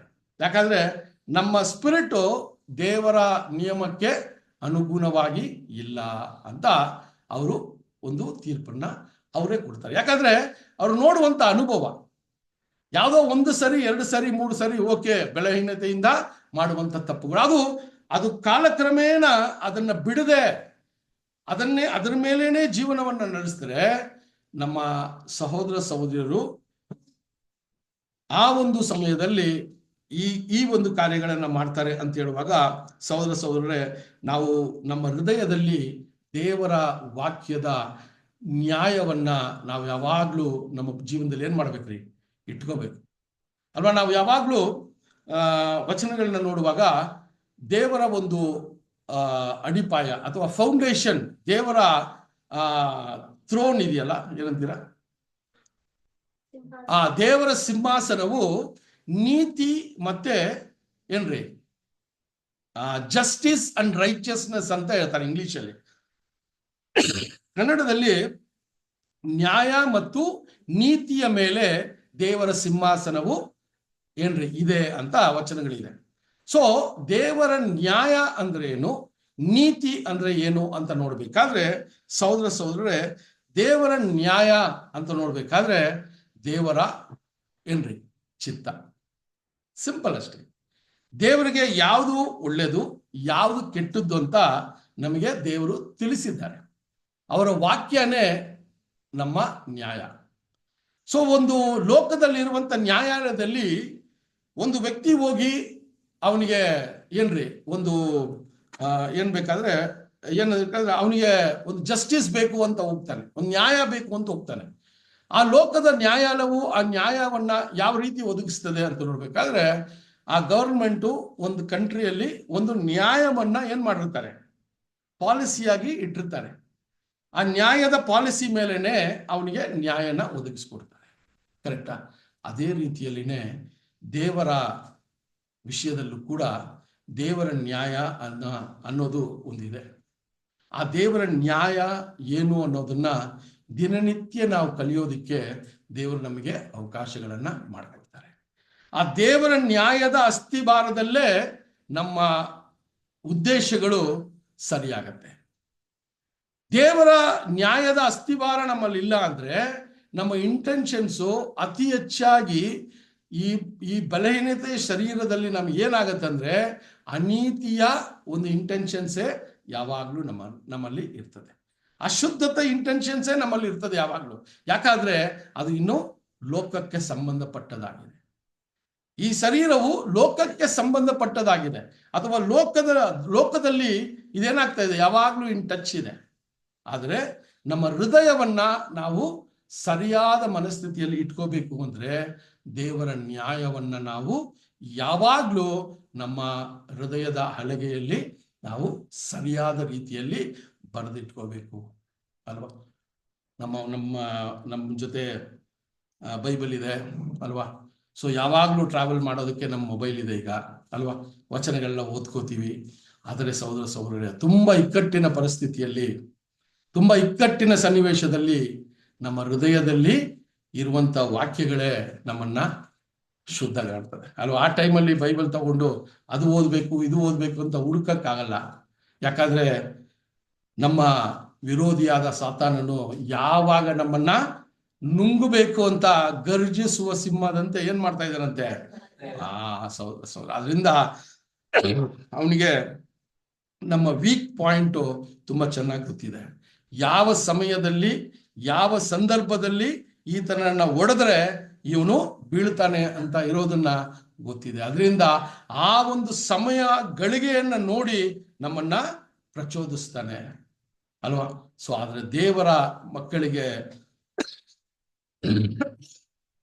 ದೇವರು ಕೊಟ್ಟಿರುವಂತ ವಾಕ್ಯನೇ ನಮ್ಮನ್ನ ಅದರಿಂದ ತಪ್ಪಿಸೋದಕ್ಕೆ ಸಾಧ್ಯತೆಗಳಿದೆ ಸಹೋದರರೇ. ಅದರಿಂದ ಸಭೆಯನ್ನ ದೇವರು ನ್ಯಾಯ ವಿಚಾರಣೆ ಮಾಡ್ತಾ ಇರುವಂತ ಈ ಪರಿಸ್ಥಿತಿಯಲ್ಲಿ ಏನು ಯಾವ ಬೇಸ್ ಮೇಲೆ ನಮ್ಮನ್ನ ನ್ಯಾಯ ತೀರ್ಪಿಗೆ ನಮಗೆ ನ್ಯಾಯ ತೀರ್ಪು ಕೊಡ್ತಾರೆ ಅಂತ ನೋಡ್ಬೇಕಾದ್ರೆ ನಾವು ನೋಡಿದ್ವಿ, ಒಂದು ನಮ್ಮ ಉದ್ದೇಶಗಳು, ಒಂದು ನಮ್ಮ ಚಿತ್ತ. ನಮ್ಮ ಚಿತ್ತ ಇನ್ನೂ ಕೂಡ ದೇವರ ಚಿತ್ತಕ್ಕೆ ಅನುಗುಣವಾಗಿ ಮಾರ್ಪಡೆ ಆಗಿಲ್ವಾ, ಅಥವಾ ಇನ್ನೂ ನಮ್ಮ ಚಿತ್ತ ಲೋಕದ ರೀತಿಯ ವಿಚಾರವಾಗಿಯೇ ಇದೆಯಾ ಅನ್ನೋದನ್ನ ನಾವು ಪರಿಶೀಲನೆ ಮಾಡಬೇಕು ಸಹೋದರ. ಯಾಕಂದ್ರೆ ಇದ್ರ ಮೇಲೆನೆ ದೇವರು ನಮಗೆ ನ್ಯಾಯ ತೀರ್ಪನ್ನ ಮಾಡ್ತಾ ಇದ್ದಾರೆ. ಇನ್ನೊಂದು ಸಹೋದರರೇ, ನಮ್ಮ ಹುಮ್ಮಸ್ಸು ದೇವರ ವಿಚಾರದಲ್ಲಿ ಯಾವ ರೀತಿ ಇದೆ, ನಮಗೆ ಎಷ್ಟು ಝೀಲ್ ಇದೆ, ಎಷ್ಟು ಎನರ್ಜಿ ಇದೆ, ಇದ್ರ ಬೇಸ್ ಮೇಲೆ ಕೂಡ ನೋಡ್ತಾರೆ. ಥ್ಯಾಂಕ್ಸ್.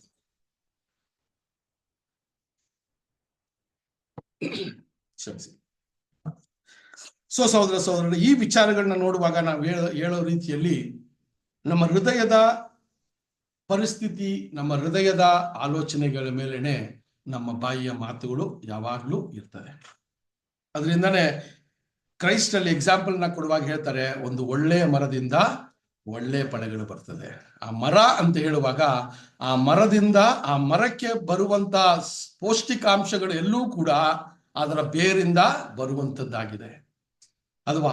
ಆ ಬೇರು ಎಷ್ಟು ಆಳವಾಗಿ ಹೋಗಿ ಅದಕ್ಕೆ ಬೇಕಾಗಿರುವಂತ ಪೌಷ್ಟಿಕಾಂಶಗಳನ್ನ ತಗೊಂಡು ಆ ಮರಕ್ಕೆ ಒಳ್ಳೆ ಫಲವನ್ನ ಕೊಡ್ತದೋ, ಅದೇ ರೀತಿಯಲ್ಲೇ ನಾವು ಕೂಡ ದೇವರ ವಾಕ್ಯದ ಅಡಿಯಲ್ಲಿ ನಾವು ದೇವರ ವಾಕ್ಯವನ್ನ ಹುಡುಕಿ ನಮ್ಮ ಹೃದಯದ ಆಲೋಚನೆಗಳನ್ನ ಸರಿಪಡಿಸ್ಕೊಂಡ್ರೆ ನಮ್ಮ ಬಾಯಿಯ ಮಾತುಗಳು ಸರಿಯಾದ ರೀತಿಯಲ್ಲಿ ದೇವರಿಗೆ ಮೆಚ್ಚುಗೆ ಆಗಿರುವಂತ ರೀತಿಯಲ್ಲಿ ಇದು ನಡೆಯೋದನ್ನ ನಾವು ನೋಡ್ಬೋದು ಸಹೋದರರೇ. ಅದರಿಂದಾನೇ ನಾವು ಈ ರೀತಿಯ ಒಂದು ವಿಚಾರಗಳನ್ನ ಯೋಚನೆ ಮಾಡುವಾಗ ಸಾಮಾನ್ಯವಾಗಿ ಒಂದಷ್ಟು ಸಮಯಗಳಲ್ಲಿ ನಾವು ಲೋಕದಲ್ಲಿ ಇದ್ದಾಗ ನಮ್ಮ ಮಾತುಗಳು ಒಂದೊಂದು ಪರಿಸರಕ್ಕೆ ಅನುಗುಣವಾಗಿ ಬದಲಾವಣೆ ಆಗ್ತಾ ಇದ್ದಿರ್ಬೋದು ಅಲ್ವಾ. ನಮ್ಮ ಫ್ರೆಂಡ್ಗಳ ಜೊತೆ ಒಂದು ರೀತಿಯ ಬದಲಾವಣೆ, ಒಂದು ಮಾತು, ನಮ್ಮ ಕುಟುಂಬದವ್ರ ಜೊತೆಗೆ ಒಂದು ರೀತಿಯ ಒಂದು ಮಾತು ಅಲ್ವಾ.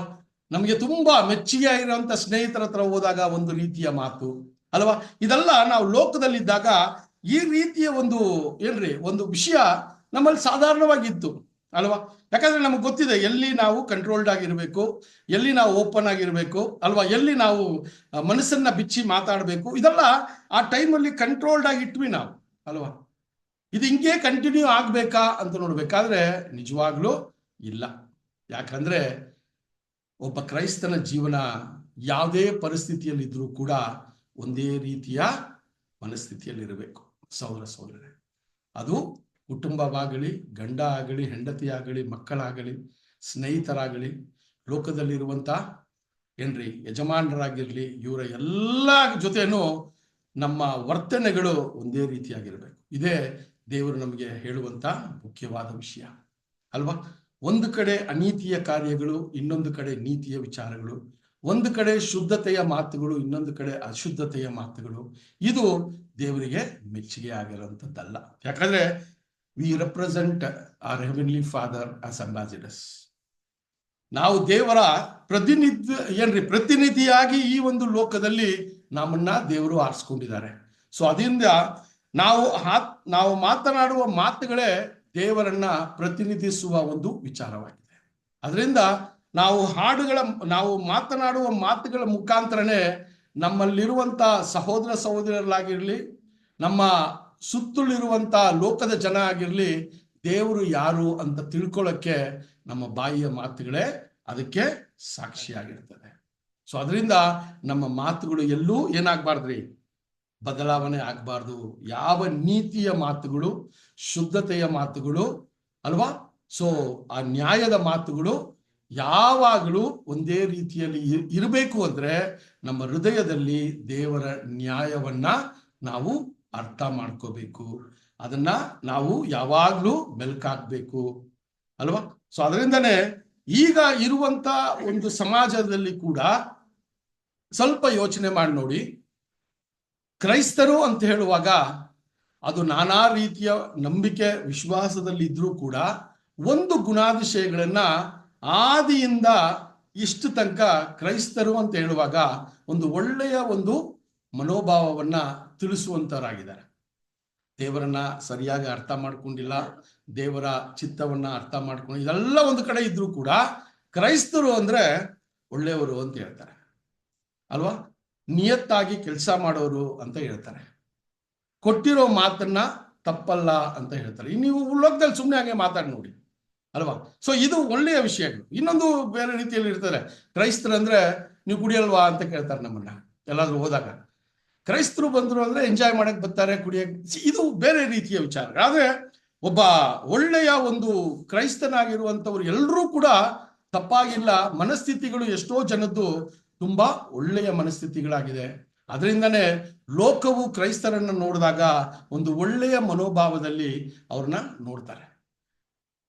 ವಿಚಾರಣೆಗೆ ಯೋಚನೆ ಮಾಡಿ, ಈ ಒಂದು ಕಾಲ ಸಮಯದಲ್ಲಿ ಕ್ರೈಸ್ತರ ಮಧ್ಯದಲ್ಲಿ ಅಥವಾ ಲೋಕದ ಮಧ್ಯದಲ್ಲಿ ಕ್ರೈಸ್ತರಿಗೆ ವಿಶೇಷವಾಗಿ ಈ ಒಂದು ದೇಶದಲ್ಲಿ ನಡೆಯುವಂತ ಒಂದು ದುಷ್ಕ್ರಿಯೆಗಳನ್ನ ನೀವು ನ್ಯೂಸ್ ಅಲ್ಲಿ ನೋಡಿರ್ತೀರ ಅಲ್ವಾ ನೋಡಿರ್ತೀರಾ. ಸೊ ಇದನ್ನೆಲ್ಲ ನೀವು ನೋಡಿ ನಿಮ್ಗೆ ಏನು ಒಂದು ವಿಷಯ ನಿಮ್ ಮನಸ್ಸಿಗೆ ಬರ್ತಾ ಇದೆ?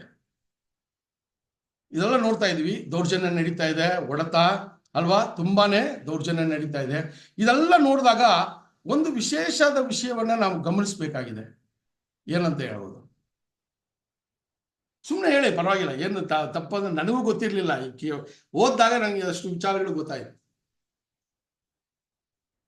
ಸಹೋದರ ಸಹೋದರರೇ, ದಾಳಿಗೆ ದಾಳಿ ಮಾಡ್ತಾ ಇಲ್ಲ ಅಲ್ವಾ? ಇದು ತುಂಬಾ ಮುಖ್ಯ ರೀ. ಮುಸಲ್ಮಾನರ ಹತ್ರ ಯಾಕೆ ಹೋಗಲ್ಲ ಜನ ಹೇಳಿ? ಕ್ರೈಸ್ತರಿಗೆ ಇಷ್ಟು ತನಕ ಎಲ್ಲಾದ್ರೂ ಒಂದು ಕಡೆ ಇಷ್ಟು ಗಲಾಟೆಗಳಾಗಿದೆ, ಗಲಭೆ ಆಗಿದೆ, ಯಾವ್ದಾದ್ರು ಒಂದು ನ್ಯೂಸು ಒಬ್ಬ ಕ್ರೈಸ್ತ ಇನ್ನೊಬ್ಬನ್ನ ಅವನ್ ಬಂದು ಹೊಡೆದಿದ್ದಕ್ಕೆ ಹೊಡೆದು ಬಿಟ್ಟ ಅಂತ ಎಲ್ಲಾದ್ರೂ ನ್ಯೂಸ್ ಕೇಳಿದೀರಾ? ಕೇಳಲ್ಲ. ಯಾಕಂದ್ರೆ ಅದೇ ನಮ್ಮ ಧರ್ಮ ಹೇಳ್ಕೊಡುವಂತ ವಿಷಯ. ಇದೇ ಕ್ರೈಸ್ತ ಯೇಸು ಸ್ವಾಮಿಯ ಏನ್ರಿ ಹಿತವಚನಗಳು, ಇದೇ ಯೇಸು ಸ್ವಾಮಿಯ ನಿಯಮ. ಈ ನಿಯಮವನ್ನ ಸಾಧಾರಣವಾಗಿ ಲೋಕದ ಕ್ರೈಸ್ತರು ಕೂಡ ಪಾಲನೆ ಮಾಡ್ತಾ ಇದ್ದಾರೆ ಅಂದ್ರೆ ಯೋಚನೆ ಮಾಡಿ, ನಾವು ಎಂತ ಮಟ್ಟಕ್ಕೆ ಇನ್ನ ಬೆಳೆಯೋರಂತರಾಗಿರ್ಬೇಕು. ತುಂಬಾ ಮುಖ್ಯವಾದ ಸಹೋದರ, ಇದೇ ಈ ಒಂದು ಗಲಭೆಗಳು, ಈ ಒಂದು ಸಂಕಷ್ಟಗಳು ಕ್ರೈಸ್ತರ ಮಧ್ಯದಲ್ಲಿ ಬಂದಾಗ ನಾನು ನೋಡುವಂತ ವಿಷಯ ಇದು ಒಂದೇ. ಎಲ್ಲೂ ಕೂಡ ಪ್ರತಿಕ್ರಿಯೆವಾಗಿ ಏನಕ್ಕೆ ಕೆಟ್ಟದಕ್ಕೆ ಕೆಟ್ಟದನ್ನ ಮಾಡಬೇಡ್ರಿ ಅಂತ ಹೇಳುವ ಹಿತವಚನಗಳು ಅಲ್ಲಿ ಏನಾಗ್ತಾ ಇದ್ದಾರೆ, ಕಾರ್ಯರೂಪಕ್ಕೆ ಬರ್ತಾ ಇದೆ ಅಲ್ವಾ? ಸೊ ಎಂತ ಒಂದು ಒಳ್ಳೆಯ ವಿಷಯ ಅಂತ ಯೋಚನೆ ಮಾಡಿ. ಸೊ ಅದರಿಂದ ನಾವು ಈ ಒಂದು ಸಮಾಜದಲ್ಲಿ ನಮ್ಮನ್ನೇ ಬೇರ್ಪಡಿಸ್ಕೊಂಡು ಸ್ವಾಮಿಯ ಚಿತ್ತದಂತೆ ನಡೆಯೋದಕ್ಕೆ ಬಂದಿರೋರು ನಮ್ಮ ಮನಸ್ಥಿತಿ ಯಾವ ರೀತಿ ಅಲ್ವಾ? ಆ ಲೋಕದಲ್ಲಿ ಕ್ರೈಸ್ತರು ಎಷ್ಟೋ ವಿಷಯಗಳಲ್ಲಿ ಅವರಿಗೆ ಅರಿವಿಲ್ಲದೆ ಇಗ್ನೋರೆನ್ಸ್ ಅಲ್ಲಿ ಅವರು ಇದ್ರೂ ಕೂಡ ಅವರು ಒಂದಷ್ಟು ನಿಯಮಗಳನ್ನ ಪಾಲನೆ ಮಾಡ್ತಾ ಇದ್ದಾರೆ. ಇನ್ನ ಆ ರೀತಿಯಲ್ಲಿ ನಮಗೆ ದೇವರ ಸಂಕಲ್ಪವನ್ನ ಸಂಪೂರ್ಣವಾಗಿ ಹೇಳಿಕೊಟ್ಟ ನಂತರ ನಾವು ಎಷ್ಟು ಸಮಯಗಳಲ್ಲಿ ಕೇಡಿಗೆ ಕೇಡನ್ನ ಬಯಸ್ತಾ ಇದ್ದೀವಿ ಅಲ್ವಾ? ಕೆಟ್ಟದಕ್ಕೆ ಕೆಟ್ಟದನ್ನೇ ಮಾಡ್ತೀವಿ ಅಲ್ವಾ? ಅಲ್ಲಿ ಹೇಳ್ತಾರೆ, ಕೆಟ್ಟದನ್ನ ಒಳ್ಳೆಯದ ಮುಖಾಂತರ ನೀನು ಜಯಿಸುವಂತಾರೆ. ಇದನ್ನ ನಾವು ಎಂತ ಒಂದು ಪರಿಸ್ಥಿತಿಯಲ್ಲಿ ಇದನ್ನ ನಾವು ಪಾಲನೆ ಮಾಡಬೇಕು ಅಂತ ಕೂಡ ಈ ದಿನದಲ್ಲಿ ನಮ್ಗೆ ಒಂದು ದೊಡ್ಡ ಕ್ವೆಶ್ಚನ್ ಮಾರ್ಕ್ ಅಲ್ವಾ? ಇದು ಸಾಧಾರಣವಾಗಿ ಒಬ್ಬ ಸಮರ್ಪಣೆ ಮಾಡಿರೋ ವ್ಯಕ್ತಿಗೆ ಕೂಡ ಅವನ ಹೃದಯದ ಆಳದಲ್ಲಿ ದೇವರ ನ್ಯಾಯ, ದೇವರ ನಿಯಮ ಸರಿಯಾಗಿ ಅದು ಅದು ಸ್ಥಾಪನೆ ಆಗಿಲ್ಲ ಅಂದ್ರೆ ಈ ವಿಚಾರ ನಮ್ಮಲ್ಲೂ ಕೂಡ ಇನ್ನು ನಡೀತಾನೆ ಇರ್ತದೆ ಅಲ್ವಾ? ಒಬ್ಬ ಸಹೋದರನೋ ಸಹೋದರಿಯೋ ನನಗೆ ಕೆಟ್ಟದನ್ನ ಬಯಸಿದ್ರೆ ನಾನು ಆ ಕೆಟ್ಟದನ್ನ ಮಾಡೋದಕ್ಕೆ ಯಾವಾಗ್ಲೂ ಸಿದ್ಧನಾಗೇ ಇರ್ತೀನಿ, ಅವಕಾಶಗಳನ್ನ ಹುಡುಕಿ ಕಾಯ್ತೀನಿ. ಇದು ಲೋಕದ ಆತ್ಮವು. ಇದು ಕೂಡ ನಾವು ತುಂಬಾ ಜಾಗೃತರಾಗಿರ್ಬೇಕು ಸಹೋದರ ಸಹೋದರರೇ. ನಾನು ಅದೇ ಹೇಳ್ದಂಗೆ ಲೋಕದ ಕ್ರೈಸ್ತರು ಅಂತ ಹೇಳ್ತೀವಿ, ನಾಮಿನಲ್ ಕ್ರಿಸ್ಟಿಯನ್ಸ್ ಅಂತ ಹೇಳ್ತೀವಿ, ಅವರು ಕೂಡ ಈ ನಿಯಮವನ್ನ ಸರಿಯಾದ ರೀತಿಯಲ್ಲಿ ಪಾಲನೆ ಮಾಡಿದಾಗ ಇಲ್ಲಿ ನಡೆಯುವಂತ ಇಷ್ಟು ದೌರ್ಜನ್ಯಗಳಲ್ಲಿ ಯಾರು ಕೂಡ ಇನ್ನ ಖಡ್ಗಗಳನ್ನ ತಗೊಂಡು, ಕೋಲನ್ನ ತಗೊಂಡು ಎಲ್ಲೂ ಪ್ರೊಟೆಸ್ಟ್ ಮಾಡಿಲ್ಲ. ಯಾಕಂದ್ರೆ ಇದು ಕ್ರೈಸ್ತರ ನಿಯಮ. ಆ ರೀತಿ ಇರುವಾಗ ದೇವರಿಗೆ ಅಂತ ಬಂದು ದೇವರ ಪ್ರತಿನಿಧಿಯಾಗಿ ಈ ಲೋಕದಲ್ಲಿ ಬದುಕ್ತಾ ಇರೋ ನಾವು ನಮ್ಮ ಮಧ್ಯದಲ್ಲಿ, ಲೋಕದ ಮಧ್ಯದಲ್ಲಿ ನಾವು ವರ್ತಿಸುವಾಗ, ನಮ್ಮ ನೆಂಟರು ಅಥವಾ ನಮ್ಮ ನೇಬರ್ಸ್ ಮಧ್ಯದಲ್ಲಿ ನಾವು ಇರುವಾಗ ನಾವು ಕೇಡಿಗೆ ಕೇಡು ಬಯಸ್ತಾ ಇದ್ದೀವ ಇನ್ನ ಅಲ್ವಾ? ಅವರು ಗೊತ್ತಿಲ್ಲದೆ ರೀತಿಯಲ್ಲಿ ನಮ್ಮನ್ನ ಹಿಂಸಿಸುವಾಗ ನಾನು ಯಾವ ರೀತಿ ಪ್ರತಿಕ್ರಿಯಿಸ್ತಾ ಇದ್ದೀನಿ? ಸ್ವಾಮಿಯ ಮಾತುಗಳು ನನ್ನ ಜೀವನದಲ್ಲಿ ಅಳವಡಿಸ್ತಾ ಇದ್ದೀನ? ನಮ್ಗೆ ಮೌಂಟ್ ಆಲಿವ್ ಪ್ರಸಂಗ ಕೊಡುವಾಗ ಮ್ಯಾಥ್ಯೂ 5th ಚಾಪ್ಟರ್ ಹೇಳ್ತಾರೆ, ಒಬ್ಬನು ನಿನ್ನನ್ನ ದ್ವೇಷಿಸಿದ್ರೆ ನೀನು ಅವನಿಗೋಸ್ಕರ ಪ್ರಾರ್ಥನೆ ಮಾಡು ಅಂತಾರೆ. ಈ ಪಾಲನೆ ಆಗ್ತಾ ಇದೆಯಾ?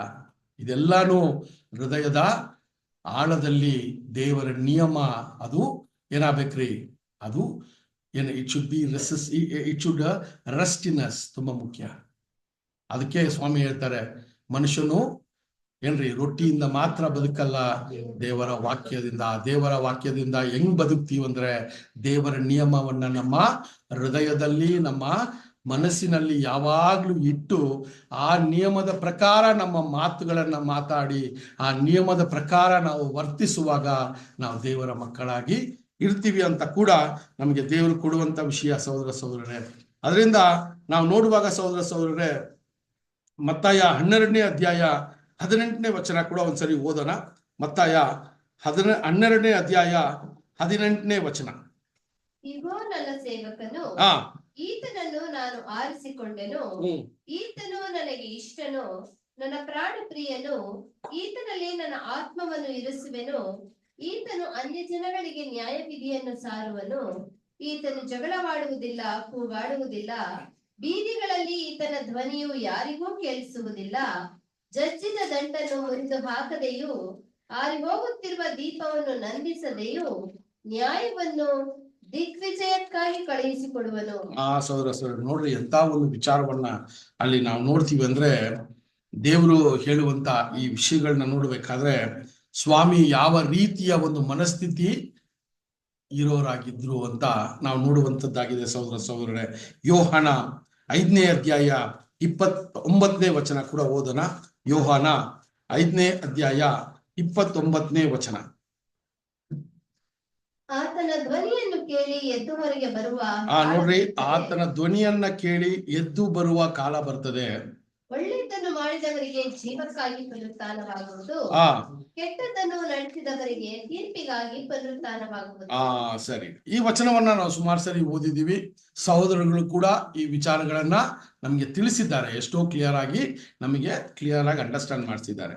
ಈ ಒಂದು ಪಾಠದಲ್ಲಿ ನಾವು ನೋಡ್ಬೇಕಾದ್ರೆ ಈ ವಾಕ್ಯದಲ್ಲಿ 2 ವಿಚಾರಗಳನ್ನ ನಾವು ನೋಡ್ಬೇಕು. ಏನು ಅಂತ ನೋಡ್ಬೇಕಾದ್ರೆ, ನ್ಯಾಯ ತೀರ್ಪಿನ ಒಂದು ವಿಚಾರದಲ್ಲಿ ನೋಡ್ಬೇಕಾದ್ರೆ ಆ ನ್ಯಾಯ ತೀರ್ಪಿನ ವಿಚಾರದಲ್ಲಿ 2 ವರ್ಗದವರ ಬಗ್ಗೆ ಮಾತಾಡ್ತಾರೆ ಇಲ್ಲಿ ಅಲ್ವಾ. ಒಂದು ವರ್ಗದವರ ಮಾತಾಡಿದಾಗ ಆ ವಿಷಯವನ್ನ ಓದಿ ಸಿಸ್ಟರ್. ಫಸ್ಟ್ 29 ಓದಿ ಇನ್ನೊಂದ್ಸರಿ. ಸಮಾಧಿಗಳಲ್ಲಿರುವವರೆಲ್ಲರೂ ಆತನ ಧ್ವನಿಯನ್ನು ಕೇಳಿ ಎದ್ದು ಹೊರಗೆ ಬರುವ ಕಾಲ ಬರುತ್ತದೆ.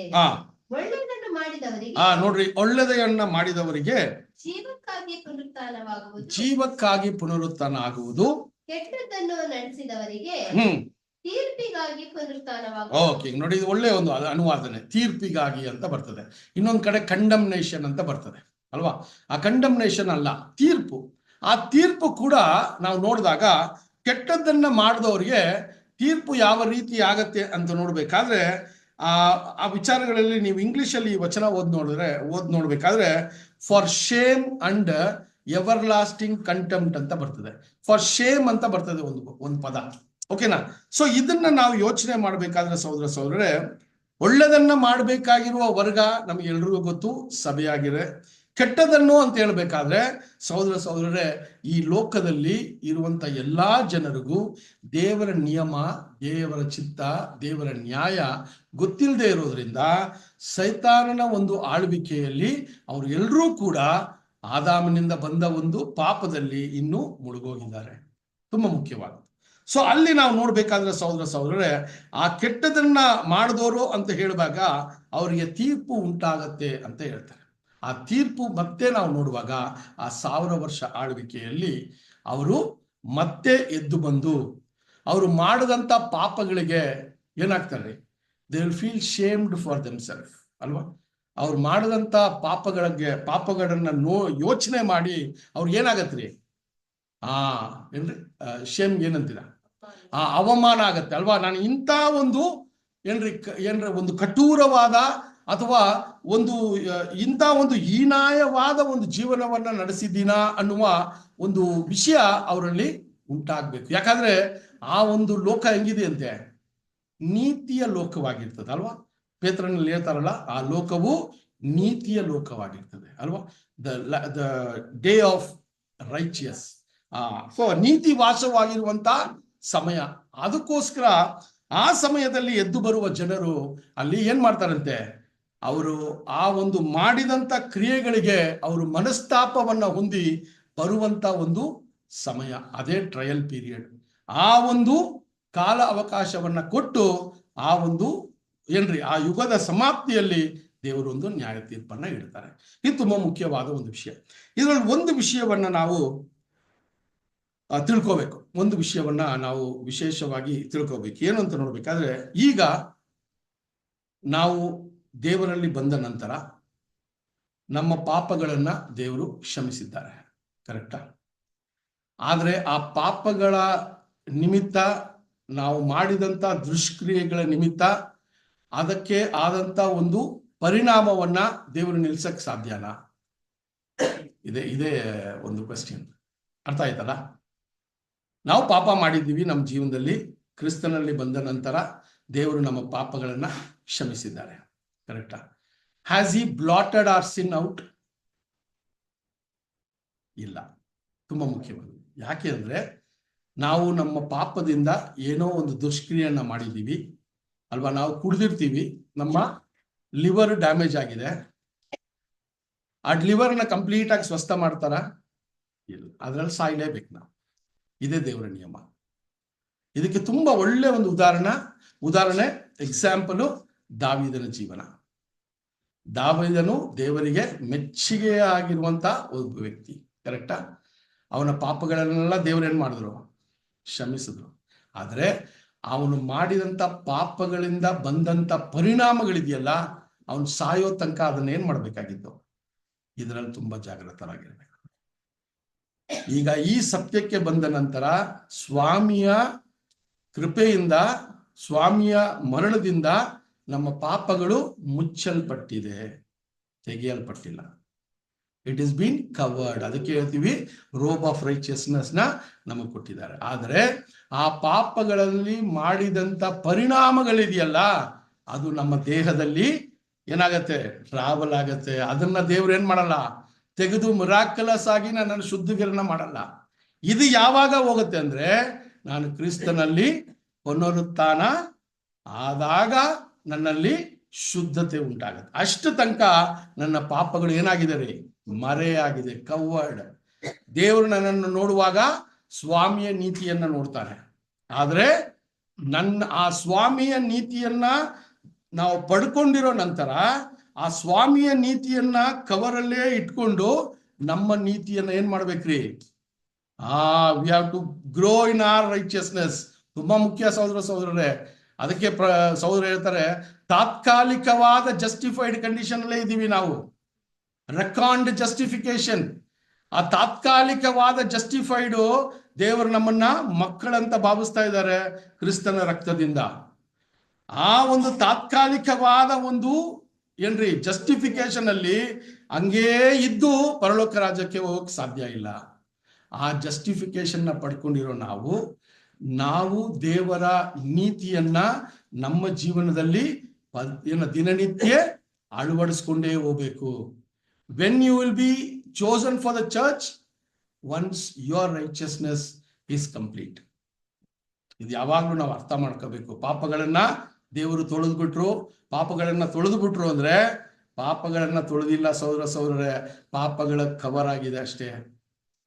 ನಾನು ಮಾಡಿದಂತ ದುಷ್ಕ್ರಿಯೆಗಳು ಎಷ್ಟೋ ವರ್ಷ ಅದು ನನ್ನ ಜೊತೆ ಏನಾಗತ್ರಿ? ಅದ ಪರಿಣಾಮ ಮುಗಿಲೇಬೇಕು ದಾವೀದನ ಜೀವನದಲ್ಲಿ. ಅದಕ್ಕೆ ದೇವರು ಹೇಳ್ತಾರೆ, ಖಡ್ಗವು ನಿನ್ನ ಕುಟುಂಬದಿಂದ ತೆಗೆಯಲ್ಪಡಲ್ಲ. ಸೊ ಅದರಿಂದ ಏನ್ರಿ, ದಾವೀದನ್ನ ಕ್ಷಮಾಪಣೆ ಮಾಡಿ ಅವರು ಹೇಳಿದಂತ ಅವನು ಮನಸ್ತಾಪವನ್ನ ಹೊಂದಿ ಪಶ್ಚಾತ್ತಾಪವನ್ನ ಪಟ್ಟು ಅವನು ದೇವರಿಗೆ ಮತ್ತೆ ಅವನು ಒಂದು ಕಮ್ಯುನಿಕೇಶನ್ ಇಟ್ಕೊಂಡ್ರು. ಆದ್ರೆ ಈ ಹಿನ್ನೆಲೆಯಲ್ಲಿ, ಈ ಒಂದು ಬಿಡುವಿನಲ್ಲಿ ಅವರು ಮಾಡಿದಂತ ಪಾಪಕ್ಕೆ ಕಡೆ ತನಕ ಅದನ್ನ ಅನುಭವಿಸುವ ಒಂದು ವಿಷಯ. ಅದರಿಂದ ಕ್ರಿಸ್ತನಲ್ಲಿ ಬಂದಿರುವಂತ ನಾವು ಕೂಡ ಜಾಗೃತರಾಗಬೇಕು ಅಲ್ವಾ? ಸೊ ಈ ರೀತಿ ನಾವು ಈ ಸತ್ಯದ ಮಾರ್ಗಕ್ಕೆ ಬಂದು ಕೂಡ ಸ್ವಯಂ ಇಚ್ಛೆಯಿಂದ ವಿಲ್ಫುಲ್ ಆಗಿ ಯಾವುದೇ ಒಂದು ಪಾಪವನ್ನ ಮಾಡಿದ್ರೆ ಅದಕ್ಕೆ ಪರಿಣಾಮವು ತುಂಬಾ ಕಷ್ಟವಾಗಿರ್ತದೆ. ದೇವರ ಕೋಪಕ್ಕೆ ಗುರಿಯಾಗಿರುವಂತ ನಾವು, ಅದಕ್ಕೆ ಹೆಬ್ರಿಯರಲ್ಲಿ ಹೇಳ್ತಾರೆ, ಒಂದು ಸರಿ ಎಲ್ಲವನ್ನ ರುಚಿ ನೋಡಿ ಮತ್ತೆ ಸ್ವಾಮಿಯನ್ನ ನಾವು ಶಿಲುಬೆಗೆ ಹಾಕೋರ ತರ ನಾವು ಇರ್ತೀವಿ ಅಂತ ಹೇಳ್ತಾರೆ ಸಹೋದರ. ಅದರಿಂದ ವಿಲ್ಫುಲ್ ಸಿನ್ ಯಾವಾಗ್ಲೂ ತುಂಬಾ ಡೇಂಜರಸ್ ವಿಷಯ. ಯಾಕಂದ್ರೆ ಇಗ್ನೋರೆನ್ಸ್ ಅಲ್ಲಿ ಮಾಡುವ ಪಾಪವನ್ನ ದೇವರು ಏನ್ ಮಾಡ್ತಾರೆ? ವಚನ ಹೇಳ್ತದೆ, ಲೋಕದ ಪಾಪವನ್ನ ಅವ್ರು ಏನ್ ಮಾಡಿದಾರಂತೆ? ಈಸ್ ವಿಂಕ್ಡ್ ಇಸ್ ಐಸ್ ಅಂತಾರೆ ಅಲ್ವಾ? ಕ್ಷಮಿಸಿದ್ದಾರೆ. ಯಾಕಂದ್ರೆ ಇಗ್ನೋರೆನ್ಸ್ ಅಲ್ಲಿ ಮಾಡಿದ್ದಾರೆ. ಆದರೆ ಸಭೆ ಅಂತ ಈ ಒಂದು ವಿಷಯಕ್ಕೆ ಬಂದಾಗ ನಾವು ಮಾಡುವಂತ ಒಂದೊಂದು ಪಾಪಗಳು ಅದು ಏನ್ರಿ ಇಗ್ನೋರೆನ್ಸ್ ಅಲ್ಲಿ ಮಾಡ್ತಾ ಇದೀವ ಅಥವಾ ವಿಲ್ಫುಲ್ ವಾಗಿ ಮಾಡ್ತಾ ಇದೀವ ಅನ್ನೋದು ಒಂದು ವಿಷಯ ನಾವು ಯಾವಾಗ್ಲೂ ಯೋಚನೆ ಮಾಡಬೇಕಾಗಿರೋದು. ಅದರಿಂದ ದೇವರು ನಮ್ಮನ್ನ ಕ್ಷಮಿಸಿದ್ದಾರೆ ಅಂತ ಹೇಳ್ಬೇಕಾದ್ರೆ ಪಾಪದ ಪರಿಣಾಮ ನಾವು ನಮ್ಮ ಜೀವನದಲ್ಲಿ ಸಾಯೋ ಅಷ್ಟರಲ್ಲಿ ಆ ಪರಿಣಾಮವನ್ನ ಹೊಂತೀವಿ. ಅದೇ ತರನೇ ಬರುವಂತ ಲೋಕಕ್ಕೆ ಕೂಡ ಸ್ವಾಮಿಯ ರ್ಯಾನ್ಸಮ್ಮು ಏನ್ ಮಾಡ್ತದ್ರಿ, ಅವ್ರನ್ನ ಪುನರುತ್ಥಾನ ಮಾಡಿದ ನಂತರ ಅವ್ರಿಗೆ ನಮಗೆ ಈ ಸಮಯದಲ್ಲಿ ಯಾವ ರೀತಿ ಸ್ವಾಮಿಯ ರಕ್ಷಣೆ ಇದೆಯೋ ಅದೇ ತರ ಸ್ವಾಮಿಯ ರ್ಯಾನ್ಸಮ್ಮು ಅವ್ರಿಗೆ ಕೂಡ ಅಪ್ಲಿಕಬಲ್ ಆಗತ್ತೆ. ಅದು ಎಷ್ಟು ಮಟ್ಟಿಗೆ ಅಪ್ಲಿಕಬಲ್ ಆಗತ್ತೆ, ಕವರ್ ಮಾಡ್ತದೆ ಅವರ ಪಾಪಗಳನ್ನ. ಓಕೆ, ಅವ್ರನ್ನ ಪರಿಶುದ್ಧವಾಗಿ ಅವ್ರು ಎದ್ದು ಬರಲ್ಲ ಸಹೋದರರೇ, ಅರ್ಥ ಮಾಡ್ಕೋಬೇಕು ನಾವು. ಅವ್ರು ಎದ್ದು ಬರ್ದಾಗ ಪರಿಶುದ್ಧವಾಗಿ ಬರ್ತಾರ, ಫುಲ್ ಆಗಿ ಬರ್ತಾರೆ, ಒಂದು ಫ್ರೆಶ್ಲಿ ಏನೇ ಕೊರತೆ ಇಲ್ಲದೆ ಬರ್ತಾರೆ ಅಷ್ಟೇ. ಆದ್ರೆ ಶಾರೀರಿಕ ಏನ್ರಿ ಅಂತರಂಗದಲ್ಲಿ ಅಥವಾ ಒಳಾಂಗಣದಲ್ಲಿ ಯಾವ ಸ್ಥಿತಿಯಲ್ಲಿ ಏನ್ರಿ ಸತ್ರೋ ಅದೇ ಸ್ಥಿತಿಯಲ್ಲೇ ಬರ್ತಾರೆ. ಆ ಸ್ಥಿತಿಯಲ್ಲಿ ಸ್ವಾಮಿಯ ರಕ್ತವು ಅಲ್ಲಿ ಅವ್ರನ್ನ ಏನ್ರಿ ಅವರ ಪಾಪಗಳನ್ನ ಮುಚ್ಚಲ್ಪಟ್ಟು ಸತತವಾಗಿ ಅವರು ಅವರ ಒಂದು ಕಾಲಾವಧಿಯಲ್ಲಿ ಪರಿಶುದ್ಧತೆಯನ್ನ ಮೇಂಟೈನ್ ಮಾಡಬೇಕು. ಅಲ್ಲೂ ಕೂಡ ದೇವರ ನಿಯಮ ಆದಿಯಿಂದ ಅಂತ್ಯದವರೆಗೆ ಅಷ್ಟೇ. ದೇವರಿಗೆ ವಿಧೇಯತ್ವ, ದೇವರಿಗೆ ಪರಿಶುದ್ಧತೆ, ದೇವರ ನಿಯಮ ಏನ್ರಿ ದೇವರ ನೀತಿ ಇದೇ ಅಲ್ಲೂ ಕೂಡ ನಡೆಯುವಂಥದ್ದು. ನಾವು ಈ ಪಾಪದ ಲೋಕದಲ್ಲಿ ಅದನ್ನು ಮಾಡಕ್ಕೆ ಕಷ್ಟ ಬೀಳ್ತಾ ಇದ್ದೀವಿ. ಆದ್ರೆ ಅವರಿಗೆ ಆ ಪಾಪದ ಲೋಕದ ಒಂದು ವಿಚಾರ ತೆಗೆಯಲ್ಪಟ್ಟು ಲೋಕವು ಪರಿಶುದ್ಧವಾಗಿ ಅಥವಾ ನ್ಯಾಯ ನೀತಿ ಅನ್ನುವ ಒಂದು ವಿಚಾರದಲ್ಲಿ ನಡೆದಾಗ ಅವ್ರು ಅವ್ರು ನಡೆಯೋದಿಕ್ಕೆ ಸ್ವಲ್ಪ ಈಸಿ ಆಗತ್ತೆ ಅಷ್ಟೇ ಅಲ್ವಾ. ಆದ್ರೆ ಈ ಸ್ವಾಮಿಯ ಏನ್ರಿ ಆ ಒಂದು ಮರಣ ಅಲ್ಲಿ ಇಂಪ್ಲಿಮೆಂಟ್ ಆಗತ್ತೆ ಅವ್ರಿಗೆ. ನಮ್ಗೆ ಈಗ ಇಂಪ್ಲಿಮೆಂಟ್ ಆಗಿದೆ, ಅವ್ರಿಗೆ ಅಲ್ಲಿ ಇಂಪ್ಲಿಮೆಂಟ್ ಆದಾಗ ದೇವರ ಮುಂದೆ ಅವರು ಕೂಡ ಮಕ್ಕಳಾಗಿ ಅವ್ರನ್ನ ಭಾವಿಸ್ತಾರೆ, ಅವ್ರನ್ನ ನಡೆಸ್ತಾರೆ. ಅವರು ಶುದ್ಧೀಕರಣಕ್ಕೆ ಏನ್ರಿ ಅನೇಕ ಉಪಾಯಗಳನ್ನ ಕೊಡ್ತಾರೆ. ಕಡೆಗೆ ಅವ್ರಿಗೂ ಕೂಡ ತೀರ್ಪು ಉಂಟು. ಅಲ್ಲಿ ಕೂಡ ಅವರು ಅವರ ನೀತಿಯನ್ನ ಅವರು ಏನ್ರಿ ಸಂಪಾದಿಸ್ಕೊಳ್ದೇ ಇದ್ರೆ ಅವರಿಗೆ ಕೂಡ ರಕ್ಷಣೆ ಇಲ್ಲ ಅನ್ನೋದನ್ನ ನಾವು ಅರ್ಥ ಮಾಡ್ಕೋಬೇಕು ಸಹೋದರ. ಎಷ್ಟೋ ಸರಿ ನಾವು ಕೂಡ ನಾವು ಹೇಳ್ತೀವಿ ನಮ್ಮ ಪಾಪಗಳು ಕ್ಷಮಿಸಲ್ಪಟ್ಟಿದೆ ಅಂತ ಹೇಳ್ತೀವಿ. ಪಾಪಗಳು ಕ್ಷಮಿಸಲ್ಪಟ್ಟಿದೆ ಅಂದ್ರೆ ಅದು ಏನಾಗಿಲ್ಲ, ಟೋಟಲ್ ಆಗಿ ತೆಗೆದು ಹಾಕಕ್ಕಾಗಲ್ಲ. ಏನು ಬಿತ್ತನೆ ಮಾಡಿದೀವೋ ಅದನ್ನ ಕೊಯ್ಲೇಬೇಕು. ಸಿಂಪಲ್, ಇದೇ ದೇವರ ನಿಯಮ. ಇದು ಈಗ ಲೋಕದ ನಿಯಮ ಹೆಂಗಿದೆ ರೀ, ಏನ್ ಬಿತ್ತನೆ ಮಾಡ್ತೀವಿ ಅದನ್ನೇ ಸ್ವಾಮಿ ಹೇಳ್ತಾರೆ. ಮುಳ್ಳು ಗಿಡಗಳಿಂದ ಅಂಜೂರವನ್ನ ಹುಡುಕಕ್ಕಾಗತ್ತಾ ನಾವು ಅಂತ ಕೇಳ್ತಾ ಇದ್ದಾರೆ ಅಲ್ವಾ. ನಾನು ಬಿತ್ತನೆ ಮಾಡಿರೋದು ಮುಳ್ಳು, ನನಗೆ ಫಲ ಮಾತ್ರ ಅಂಜೂರ ಬರಬೇಕು ಅಂದ್ರೆ ಬರತ್ತಾ? ಸಾಧ್ಯ ಇಲ್ಲ. ಅದರಿಂದ ನೀನು ಬಿತ್ತನೆ ಏನ್ ಮಾಡ್ತೀಯೋ ಅದನ್ನ ನೀನು ಕುಯ್ಲೇಬೇಕು ಅಲ್ವಾ. ಸೊ ಅದರಿಂದ ನಾನು ಒಳ್ಳೆ ವಿಷಯಗಳನ್ನ ಬಿತ್ತನೆ ಮಾಡಿದ್ರೆ ಒಳ್ಳೆ ವಿಷಯಗಳನ್ನ ಕುಯ್ಯುವ ಒಂದು ಕಾಲ ಸಮಯ ನಮಗೆ ದೇವರು ಕೊಟ್ಟಿದ್ದಾರೆ. ಅದೇ ತರ ಕೆಟ್ಟದನ್ನ ಬಿತ್ತನೆ ಮಾಡಿದ್ರೆ ಕೆಟ್ಟದನ್ನ ನಾವು ಏನ್ ಮಾಡ್ಬೇಕ್ರಿ, ಅದಕ್ಕೆ ಪರಿಣಾಮವನ್ನ ನಾವು ಅನುಭವಿಸಲೇಬೇಕು ಸಹೋದರ.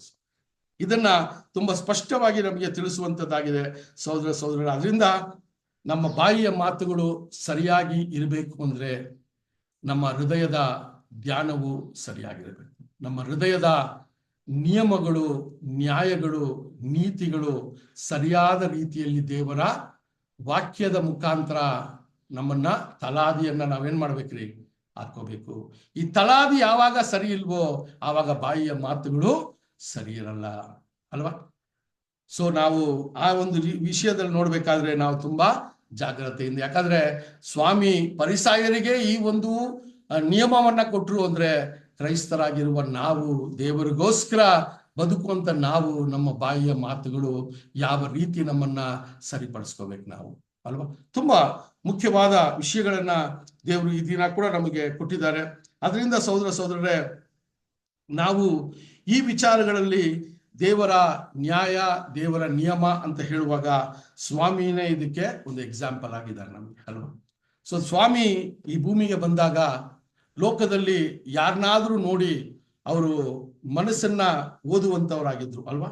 You can read the hearts of the people ಅಲ್ವಾ. ಸೊ ಆ ರೀತಿಯ ಮನಸ್ಥಿತಿ ಇರುವ ಸ್ವಾಮಿ ಯಾರನ್ನಾದ್ರೂ ನೋಡಿ ಬೇಷ್ ಅಂತ ಹೇಳಕ್ಕೆ ಸಾಧ್ಯ ಆಗ್ತಾ ಇತ್ತಾ? ಇಲ್ಲ ಅಲ್ವಾ. ಇರ್ತಾ ಇರ್ಲಿಲ್ಲ. ಯಾಕೆಂದ್ರೆ ಸಹೋದರರೇ, ಲೋಕವು ಆ ರೀತಿಯ ಪರಿಸ್ಥಿತಿಯಲ್ಲಿ ಇತ್ತು ಅಲ್ವಾ. ಈ ಲೋಕದ ಅಧಿಪತಿಯಾಗಿರುವಂತ ಸೈತಾನನ ಒಂದು ಕೈ ಕೆಳಗೆ ಅವರು ಆ ರೀತಿಯ ಜೀವನ ನಡೆಸ್ತಾ ಇದ್ರು. ಅದರಿಂದನೇ ಸ್ವಾಮಿ ಯಾರನ್ನೂ ನೋಡಿ ಹೊಗಳಕ್ಕೆ ಸಾಧ್ಯನೇ ಇಲ್ಲ. ಆ ಸಮಯದಲ್ಲಿ ಸ್ವಾಮಿ ಮಾಡಿದಂತ ಕಾರ್ಯಗಳೇನು, ಅದೇ ತುಂಬಾ ಮುಖ್ಯ. ಏನಂದ್ರೆ ಆ ಕನಿಕರವನ್ನ ತೋರಿಸಿದ್ರು ಅಲ್ವಾ. ಸ್ವಾಮಿ ಅವ್ರನ್ನ ನೋಡಿ ಹೀನಾಯ ಮಾಡಿಲ್ಲ, ಅವ್ರನ್ನ ನೋಡಿ ಅವ್ರನ್ನ ನೋಡಿ ದೂರ ಏನಿಲ್ಲ. ಆದ್ರೆ ಅಲ್ಲಿ ಅವರು ಮಾರ್ಪಡೆ ಆಗ್ಬೇಕಂದ್ರೆ ಅವ್ರನ್ನ ಏನ್ ಮಾಡಿದ್ರು, ಸ್ವಾಮಿ ಅವ್ರ ಮೇಲೆ ಕನಿಕರ ತೋರಿಸಿದ್ರು. ಅದಕ್ಕೆ ಸ್ವಾಮಿ ಹೇಳುವಾಗ ಹೇಳ್ತಾರೆ, blessed are the merciful for they shall obtain mercy ಅಲ್ವಾ. ಕನಿಕರ ಉಳ್ಳವರು ಧನ್ಯರು, ಅವರು ಕೂಡ ಕನಿಕರವನ್ನ ಹೊಂದುವರಾಗಿದ್ದಾರೆ. ಸಹೋದರರೇ, ಈ ನಿಯಮವನ್ನ ಕೂಡ ನಾವು ಈ ಒಂದು ಸಮಯದಲ್ಲಿ ಪಾಲನೆ ಮಾಡಲೇಬೇಕು. ಯಾಕಂದ್ರೆ ನಾವು ಎಲ್ರೂ ಕೂಡ ಸ್ವಾಮಿಯ ಒಂದು ಹೆಜ್ಜೆ ಜಾಡಲ್ಲಿ ನಡೆಯಕ್ ಬಂದರೂ ಕೂಡ ಶಾರೀರಿಕವಾಗಿ ನಾವೆಲ್ಲರೂ ಕೂಡ ಏನಾಗಿದ್ದೀವ್ರಿ, ಬಿದ್ದಿರುವ ಸ್ವಭಾವದಲ್ಲಿ ನಮ್ಮಲ್ಲಿ ಅನೇಕ ರೀತಿಯ ಕೊರತೆಗಳಿದೆ ಅಲ್ವಾ. ಒಬ್ಬೊಬ್ಬರಿಗೆ ಒಂದೊಂದು ರೀತಿಯ ಕೊರತೆಗಳು, ಒಬ್ಬೊಬ್ಬರಿಗೆ ಒಂದೊಂದು ರೀತಿಯ ಕಷ್ಟಗಳು, ಆ ಕೊರತೆ, ಆ ಒಂದು ಬಲಹೀನತೆಯಲ್ಲಿ ನಾವು ಏನ್ ಮಾಡ್ತಾ ಇದೀವಿ ಅಂತ ಎಷ್ಟೋ ಸರಿ ನಮಗೆ ಅರ್ಥನೇ ಆಗಲ್ಲ. ಯಾಕಂದ್ರೆ ನಮ್ಮ ಹ್ಯಾಬಿಟ್ ಹಂಗ ಆಗ್ಬಿಟ್ಟಿರ್ತದೆ ಅಲ್ವಾ. ಆದ್ರೆ ಆ ರೀತಿಯ ಪರಿಸ್ಥಿತಿಯಲ್ಲಿ ಇದ್ದಾಗ ಒಬ್ಬರ ಮೇಲೆ ಕನಿಕರ ತೋರಿಸುವಂಥದ್ದು ತುಂಬಾ ಮುಖ್ಯವಾದ ವಿಷಯ. ಸಹೋದರರೇ, ಈ ಕನಿಕರವು ಯಾವುದರ ಬೇಸ್ ಮೇಲೆ ಇರ್ತದೆ ಅಂದ್ರೆ, ನಾವು ದೇವರ ಪ್ರೀತಿಯನ್ನ ನಮ್ಮ ಹೃದಯದಲ್ಲಿ ಅಳವಡಿಸ್ಕೊಳ್ಳುವ ಒಂದು ರೀತಿಯಲ್ಲಿ ನಮ್ಮ ಕನಿಕರ ಇರ್ತದೆ ಅಲ್ವಾ. ತುಂಬಾ ಮುಖ್ಯ ರೀ. ಈ ಕನಿಕರ ನಮ್ಮಿಂದ ಆಚೆ ಬರಬೇಕು ಅಂದ್ರೆ ನಮ್ಮ ಹೃದಯದಲ್ಲಿ ಯಾವುದೋ ಒಂದು ವಿಷಯ, ಯಾವುದೋ ಒಂದು ಗುಣ ಸ್ಪಷ್ಟವಾಗಿ ಅದು ತಲಾದಿಯಾಗಿರ್ಬೇಕು. ಅದು ದೇವರ ಪ್ರೀತಿ. ನಾವು ನೋಡಿದ್ವಿ, ನಮ್ಮ ಹೃದಯ ಸರಿಯಾಗಿರ್ಬೇಕು ಅಂದ್ರೆ ದೇವರ ನ್ಯಾಯ ನಮಗ್ ಗೊತ್ತಿರಬೇಕು, ದೇವರ ನೀತಿ ನಮಗ್ ಗೊತ್ತಿರಬೇಕು, ದೇವರ ಪ್ರೀತಿ ನಮಗ್ ಗೊತ್ತಿರಬೇಕು. ಇದು ಎಲ್ಲಾನು ಸರಿಯಾದ ತಲಾದಿಯಲ್ಲಿ ನಾವು ನಮ್ಮ ಜೀವನವನ್ನು ನಡೆಸ್ಬಿಟ್ರೆ ನಮ್ಮ ಬಾಯಿಯ ಮಾತುಗಳು ಸರಿಯಾದ ರೀತಿಯಲ್ಲಿ ಬರ್ತದೆ. ಅದಕ್ಕೆ ಸ್ವಾಮಿ ಆ ಒಂದು ಕನಿಕರ ಅನ್ನೋದು ಬರಬೇಕಾದ್ರೆ ನಾವು ಕೂಡ ಆ ಪ್ರೀತಿಯ ಒಂದು ಹೃದಯವನ್ನ ನಮ್ಮಲ್ಲಿ ಬೆಳೆಸ್ಕೊಳ್ಳಾಗಿರ್ಬೇಕು ಸಹೋದರರೇ. ಸೊ ಆ ಒಂದು ವಿಷಯಗಳನ್ನ ನೋಡುವಾಗ ಸಹೋದರರೇ, ಸ್ವಾಮಿ ಕೂಡ ಆ ಒಂದು ವಿಷಯವನ್ನ ಅಲ್ಲಿ ನಮ್ಗೆ ಹೇಳ್ತಾರೆ. ಅದಕ್ಕೆ ಹೇಳ್ತಾರೆ, ನಿನ್ನ ಕಣ್ಣಲ್ಲಿರುವಂತ ಆ ರವೆಯನ್ನ ನೀನು ಹುಡುಕಿ ನೋಡೋದಕ್ಕಿಂತ ನಿನ್ನ ಸಹೋದರನ ಕಣ್ಣಲ್ಲಿರುವಂತ ಅದನ್ನ ನೋಡ್ತೀಯಲ್ಲ ಅಂತ ಹೇಳ್ತಾರೆ. ಯಾಕಂದ್ರೆ ಆ ಕನಿಕರ ಇಲ್ಲದೆ ಇರುವಂತ ಪರಿಸ್ಥಿತಿ ಅದು. ನನ್ನ ಒಂದು ಬಲಹೀನತೆಯನ್ನ ನೋಡಕ್ಕೆ ನಾನೇನ್ ಮಾಡ್ತಾ ಇಲ್ಲ, ಪ್ರಯತ್ನಗಳನ್ನ ಮಾಡ್ತಾ ಇಲ್ಲ. ನನ್ನ ಸಹೋದರನ ಬಲಹೀನತೆಗಳನ್ನ ನಾನು ಖಂಡಿಸ್ತಾ ಇದ್ದೀನಿ. ಸೊ ಆ ವಿಷಯಗಳು ನಾವು ತುಂಬಾ ಜಾಗೃತರಾಗಿರ್ಬೇಕು ಅಂತ ಕೂಡ ನಾವು ನೋಡುವಂತರಾಗಿದ್ದೀವಿ ಸಹೋದರರೇ. ಅದಕ್ಕೋಸ್ಕರನೇ ಸ್ವಾಮಿ ಅವರ ಜೀವನದಲ್ಲಿ ಸ್ವಾಮಿ ಅವರ ಶಿಷ್ಯಂದರ ಜೊತೆ ಹೋಗುವಾಗ ಶಿಷ್ಯಂದರು ಯಾವ ರೀತಿಯ ಮನಸ್ಥಿತಿಯಲ್ಲಿ ಇದ್ರು ಅಂದ್ರೆ ಸ್ವಾಮಿಗೆ ವಿರುದ್ಧವಾದ ಮನಸ್ಥಿತಿಯಲ್ಲಿ ಇದ್ರು ಅಲ್ವಾ. ಎಷ್ಟೋ ಸಮಯದಲ್ಲಿ ಅಲ್ಲಿ ಊಟ ಕೊಡದೇ ಇದ್ದಾಗ ಆ ಪಟ್ಟಣವನ್ನ ಏನ್ ಮಾಡ್ರಿ, ನಾಶ ಮಾಡ್ಬಿಡ್ರಿ ಅಂತ ಹೇಳ್ತಾರೆ. ಅವಾಗ ಕ್ರೈಸ್ಟ್ ಹೇಳ್ತಾರೆ, you do not know what spirit you are of ಅಂತಾರೆ. ನಿನ್ನ ಮನಸ್ಸು ಯಾವ ರೀತಿ ಇದೆ ಅಂತ ನಿನಗೆ ಗೊತ್ತಾಗ್ತಾ ಇಲ್ಲ ಅಂತಾರೆ ಸಹೋದರರೇ. ಯಾಕಂದ್ರೆ ಸ್ವಾಮಿಯ ಸ್ವಭಾವಗಳನ್ನ, ಸ್ವಾಮಿಯ ಆ ಒಂದು ಗುಣಗಳನ್ನ ಅಪೋಸ್ಟಲರು ಮತ್ತೆ ಶಿಷ್ಯಂದರು ಸರಿಯಾದ ರೀತಿಯಲ್ಲಿ ಅರ್ಥ ಮಾಡ್ಕೊಂಡಿಲ್ಲ, ಇನ್ನೂ ಅದರಲ್ಲಿ ಬೆಳೆದಿಲ್ಲ. ಸ್ವಾಮಿ ಯಾವಾಗ ಏನ್ ಮಾಡಿದ್ರಿ, ಹೇಳಿದ್ರು ಅಷ್ಟೇ ವಿನ ಅವ್ರನ್ನ ಖಂಡಿಸಿ ಅವ್ರನ್ನ ದೂರ ಇಟ್ಬಿಟ್ರ ಅಂದ್ರೆ ಇಲ್ಲ, ಕನಿಕರದಿಂದ ಅವ್ರನ್ನ ಸರಿಪಡಿಸ್ಕೊಂಡೇ ಬಂದ್ರು. ವಚನ ಹೇಳ್ತದೆ, ಸ್ವಾಮಿ ಶಿಷ್ಯಂದರನ್ನ ಅಪೋಸ್ಟಲರನ್ನ ಕಡೆಯ ತನಕ ಪ್ರೀತಿಸಿದ್ರು ಅಂತ ವಚನ ಇದೆ ಅಲ್ವಾ. ಕಡೆಯ ತನಕ ಪ್ರೀತಿಸಿದ್ರು ಅಂತ ವಚನ ಇದೆ. ಸೊ ಕಡೆಯ ತನಕ ಪ್ರೀತಿಸುವ ವ್ಯಕ್ತಿಯಲ್ಲಿ ಯುದಾಸನು ಕೂಡ ಒಬ್ಬ ಸಂಪನ್. ಅದರಿಂದ ಆ ಕನಿಕರವು ತುಂಬಾ ಮುಖ್ಯವಾಗಿದೆ. ನಮ್ಮ ಬಾಯಿಯ ಮಾತುಗಳು ಒಂದು ವೇಳೆ ಬೇರೆಯೊಬ್ಬರನ್ನ ಹಾನಿ ಮಾಡ್ತಾ ಇದೆಯಾ, ಬೇರೆಯೊಬ್ಬರನ್ನ ಪ್ರಚೋದಿಸ್ತಾ ಇದೆಯಾ, ಲೋಕದ ರೀತಿಯಲ್ಲಿ ಅದು ಬೇರೆಯೊಬ್ಬರಿಗೆ ಮಾರ್ಗದರ್ಶಿ ಆಗಿದೆಯಾ, ಅಥವಾ ನ್ಯಾಯ ನೀತಿ ಪರಿಶುದ್ಧತೆಯನ್ನ ತೋರಿಸುವಂತ ರೀತಿಯಲ್ಲಿ ನಮ್ಮ ಮಾತುಗಳಿದೆಯಾ? ಆ ಮಾತುಗಳು ಬರಬೇಕು ಅಂತಾನೆ ನಮ್ಮ ಪ್ರಯತ್ನಗಳಿರ್ತದೆ. ಆದರೆ ಹೃದಯದ ತಲಾದಿ ಸರಿಯಾಗಿಲ್ಲ ಅಂದ್ರೆ ಬಾಯಿಯ ಮಾತುಗಳು ಸರಿಯಾಗಿ ಬರಲ್ಲ. ಅದರಿಂದ ನಮ್ಮ ಪ್ರಯತ್ನ ಈ ವರ್ಷ ಕೂಡ ಹೆಂಗಿರ್ಬೇಕಂದ್ರೆ ನಮ್ಮ ತಲಾದಿಯನ್ನ ಫಸ್ಟ್ ನಾವೇನ್ ಮಾಡ್ಕೋಬೇಕ್ರಿ, ಸರಿಪಡಿಸ್ಕೋಬೇಕು. ನಮ್ಮ ಹೃದಯವನ್ನ ಯಾವಾಗ್ಲೂ ಏನ್ ಮಾಡ್ಬೇಕ್ರಿ, ಪರಿಶೀಲನೆ ಮಾಡ್ತಾನೆ ಇರ್ಬೇಕು. ಅದು ತುಂಬಾ ಮೋಸ ಹೊಂದುವಂಥದ್ದು ಅಲ್ಲ. ವಚನ ಹೇಳ್ತದೆ, the heart is deceitful of all ಅಂತಾರೆ ಅಲ್ವಾ. ಹೃದಯ ತುಂಬಾ ಏನ್ರಿ ವಂಚನೆ ಒಳಗಾಗುವಂಥದ್ದು. ಸ್ವಲ್ಪ ಬಿಟ್ರೆ ನಾವೇ ನೀತಿವಂತರು, ನಾವೇ ಪರಿಶುದ್ಧವಂತರು, ನಾವೇ ಪರಲೋಕಕ್ಕೆ ಬಾಧ್ಯರು ಅಂತ ನಮ್ಮನ್ನೇ ಎಚ್ಚರ ಮಾಡಿಸುವ ಒಂದು ಕೆಲಸವನ್ನ ನಮ್ಮ ಹೃದಯ ಮಾಡ್ತದೆ. ಈ ವಿಷಯ ಬಂದ್ಬಿಟ್ರೆ ನಮ್ಮಲ್ಲಿ ದೇವರ ಎಂತ ಒಂದು ವಾಕ್ಯ ಕೂಡ ನಮ್ಮ ಹೃದಯದ ತಲಾದಿ ಆಗೋದಿಕ್ಕೆ ಸಾಧ್ಯ ಆಗಲ್ಲ. ಈ ಹೆಮ್ಮೆ ಎಚ್ಚರ ಅನ್ನೋ ವಿಷಯ ಬಂದ್ಬಿಟ್ರೆ ದೇವರ ವಾಕ್ಯದ ತಲಾದಿ ಅವ್ರು ಹಾಕಕ್ಕೆ ಸಾಧ್ಯವೇ ಆಗಲ್ಲ. ಯಾಕಂದ್ರೆ we leave our own righteousness, self righteousness ಅಲ್ಲೇ ಇರ್ತೀವಿ ನಾವು ಅಲ್ವಾ. ಆ ಸೆಲ್ಫ್ ರೈಚಿಯಸ್ನೆಸ್ ನಮಗ್ ಬಂದ್ಬಿಟ್ರೆ ಬೇರೆ ಯಾರಿಗೂ ನಾವು ಗೌರವವನ್ನು ಕೊಡಲ್ಲ, ಬೇರೆಯೊಬ್ಬರನ್ನ ನಮಗಿಂತ ಹೆಚ್ಚಾಗೂ ನೋಡಲ್ಲ, ಬೇರೆಯವ್ರು ಎಲ್ರೂ ಕೂಡ ಏನ್ರಿ ಪಾಪಿಗಳಂತ ನೋಡ್ತೀನಿ. ಆದರೆ ಸ್ವಾಮಿಯ ರಕ್ತದಿಂದ ಬಂದಿರುವಂತ ಒಂದೊಂದು ಸಹೋದರಗಳು ಅಂತ ನಾನು ಅವ್ರಿಗೆ ಯಾವ ಗೌರವವನ್ನ ಕೊಡಬೇಕೋ ಅದು ಕೂಡ ಕೊಡಲ್ಲ. ಯಾಕಂದ್ರೆ ನನ್ನ ತಳಾದಿಯಲ್ಲಿ ಏನ್ರಿ ಸ್ವನೀತಿ ಅನ್ನೋದು ಏನಾಗಿದೆ, ಏನ್ರಿ ತಳವಾಗಿದೆ. ಅದನ್ನ ತೆಗೆದಾಕಕ್ಕೆ ತುಂಬಾ ಕಷ್ಟ ಅಲ್ವಾ, ತುಂಬಾ ಕಷ್ಟ ಸಹೋದರರೇ. ವಚನಗಳನ್ನ ನಾವು ಎಷ್ಟೇ ಕೊಟ್ರು ಅವ್ರು ನೀತಿವಂತರಂತನೇ ಅವ್ರನ್ನ ಪರಿಗಣಿಸ್ತಾರೆ, ಅವರು ಶುದ್ಧವಂತರಂತಾನೆ ಪರಿಗಣಿಸ್ತಾರೆ. ನಾವು ಎಷ್ಟೇ ದೇವರು ಎಷ್ಟೋ ಸಹೋದರ ಮೂಲಕ ಅವರ ಒಂದು ಏನ್ರಿ ಕೊರತೆಗಳನ್ನ ಎಚ್ಚರಿಸಿದ್ರು ಕೂಡ ಆ ಎಚ್ಚರವನ್ನ ಅವರು ಬಯಸುವುದಿಲ್ಲ. ಅದಕ್ಕೆ ವಚನ ಹೇಳ್ತದೆ, ಏನ್ರಿ ವೈಸ್ ಮ್ಯಾನ್ ಅಂತ ಹೇಳ್ಬೇಕಾದ್ರೆ ಏನಂತೀರ ಕನ್ನಡದಲ್ಲಿ, ಆ ಬುದ್ಧಿವಂತನು ವೈಸ್ ಮ್ಯಾನ್ ಯಾರಂದ್ರೆ, ಆ ವೈಸ್ ಮ್ಯಾನ್ ವಚನ ಹೇಳ್ತದೆ, ಯಾರಾದ್ರೂ ನನ್ನ ತಲೆಯಲ್ಲಿ ಹೊಡೆದರೆ it is something like an anointing for me ಅಂತ ಹೇಳ್ತಾರೆ. ವಚನ ಹೇಳ್ತದೆ, ನಾನು ಬರ್ದಿಲ್ಲ. ಅದು ಹಿಂಗೆ ಹೇಳ್ತದೆ ಅಂದ್ರೆ, ಯಾರಾದ್ರೂ ನನ್ನ ತಲೆ ಮೇಲೆ ಹೊಡೆದ್ರೆ ಒಬ್ಬ ವೈಸ್ ಮ್ಯಾನ್ಗೆ ಅದು ದೇವರ ಅಭಿಷೇಕ ಆದಂಗೆ ಆಗುತ್ತಂತೆ. ಯಾಕಂದ್ರೆ ಅವ್ರನ್ನ ಕರೆಕ್ಟ್ ಮಾಡ್ಕೊಳ್ಳಕ್ಕೆ ಅವಕಾಶ ಸಿಗತ್ತಂತೆ.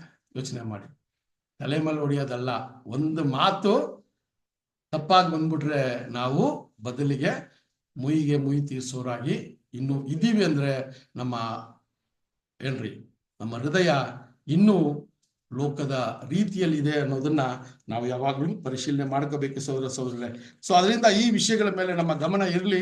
ನಾವು ಕಡೆಯದಾಗಿ ಈ ವಿಷಯಗಳನ್ನ ನೋಡ್ಬೇಕಾದ್ರೆ 1 ಪೇತ್ರ 1ನೇ ಅಧ್ಯಾಯ 22ನೇ ವಚನ ಕೂಡ ನೋಡೋಣ. 1 ಪೇತ್ರ 1ನೇ ಅಧ್ಯಾಯ 22ನೇ ವಚನ. ನೀವು ಸತ್ಯೋಪದೇಶಕ್ಕೆ ವಿಧೇಯರಾಗಿದ್ದು ನಿಮ್ಮ ಆತ್ಮಗಳನ್ನು ಶುದ್ಧಿ ಮಾಡಿಕೊಂಡದ್ದರಿಂದ ನಿಷ್ಕಪಟವಾದ ಸಹೋದರ ಸ್ನೇಹವುಳ್ಳವರಾಗಿರತಕ್ಕದ್ದು. ಇನ್ನೊಂದ್ಸರಿ ಓದಿ ಸಿಸ್ಟರ್. ನೀವು ಸತ್ಯೋಪದೇಶಕ್ಕೆ ವಿಧೇಯರಾಗಿ, ನೋಡ್ರಿ, ನೀವು ಸತ್ಯೋಪದೇಶಕ್ಕೆ ವಿಧೇಯರಾಗಿ ನಿಮ್ಮ ಆತ್ಮಗಳನ್ನು ಶುದ್ಧಿ ಮಾಡಿಕೊಂಡದ್ದರಿಂದ, ನಿಮ್ಮ ಆತ್ಮಗಳನ್ನೇ ಶುದ್ಧಿ ಮಾಡಿಕೊಳ್ಳೋದ್ರಿಂದ ನಿಷ್ಕಪಟವಾದ ಸಹೋದರ ಸ್ನೇಹವುಳ್ಳವರಾಗಿರತಕ್ಕದ್ದು. ಸರಿ, ಏನಂತಾರಂದ್ರೆ, ನೀವು ದೇವರ ಅರಿವಿನಲ್ಲಿ ಬೆಳೀತಾ ಇದ್ದೀರಾ ಅಲ್ವಾ. You are growing in the knowledge of God. ತುಂಬಾ ಮುಖ್ಯ. ನಾಲೆಜ್ ಇಲ್ಲದೆ ನಾವು ದೇವರನ್ನ ಪ್ರೀತಿಸೋದಕ್ಕೂ ದೇವರನ್ನ ಅರ್ಥ ಮಾಡ್ಕೊಳ್ಳೋದಕ್ಕೂ ನಮಗೆ ಸಾಧ್ಯ ಆಗಲ್ಲ. ಸೊ ನಾಲೆಜ್ ಅಲ್ಲಿ ಗ್ರೋ ಆಗ್ತೀವಿ. ಆ ಪ್ರಪೋರ್ಷನೇಟ್ ಆಗಿ ದೇವರ ಗ್ರೇಸ್ ಅಲ್ಲೂ ನಾವು ಬೆಳಿಬೇಕು. ಅದನ್ನೇ ಹೇಳ್ತಾರಲ್ಲಿ ಅಲ್ವಾ. ಇಂಗ್ಲಿಷ್ ಅಲ್ಲಿ ಓದಿ ಅದನ್ನ ಒಂದ್ಸರಿ ಯಾರಾದ್ರು please read in English. 1 Peter 1st chapter 22nd verse.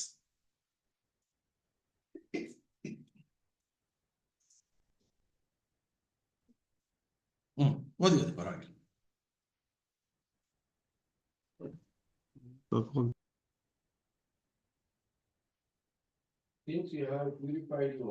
ನೋಡ್ರಿ, since you have purified your souls in obeying the truth through the Spirit.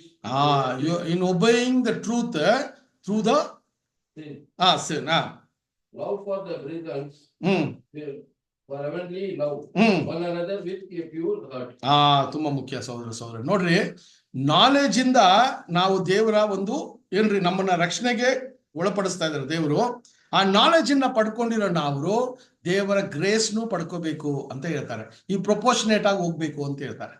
So ದೇವರ ಗ್ರೇಸ್ ನಾವು ಯಾವಾಗ್ಲೂ ಹೇಳ್ತೀವಿ, ಹೆಂಗಿದ್ದೀರಾ ಬ್ರದರ್ ಅಂದ್ರೆ ದೇವರ ಕೃಪೆ ಅಂತ ಹೇಳ್ತೀವಿ ಅಲ್ವಾ, by the grace of god ಅಂತೀವಿ.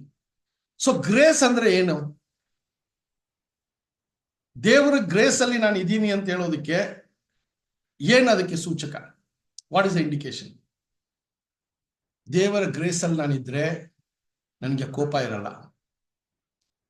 ದೇವರ ಗ್ರೇಸ್ ಅಲ್ಲಿ ಇದ್ರೆ ನನಗೆ ಏನ್ರಿ ಹೊಟ್ಟೆ ಕಿಚ್ಚಿರಲ್ಲ.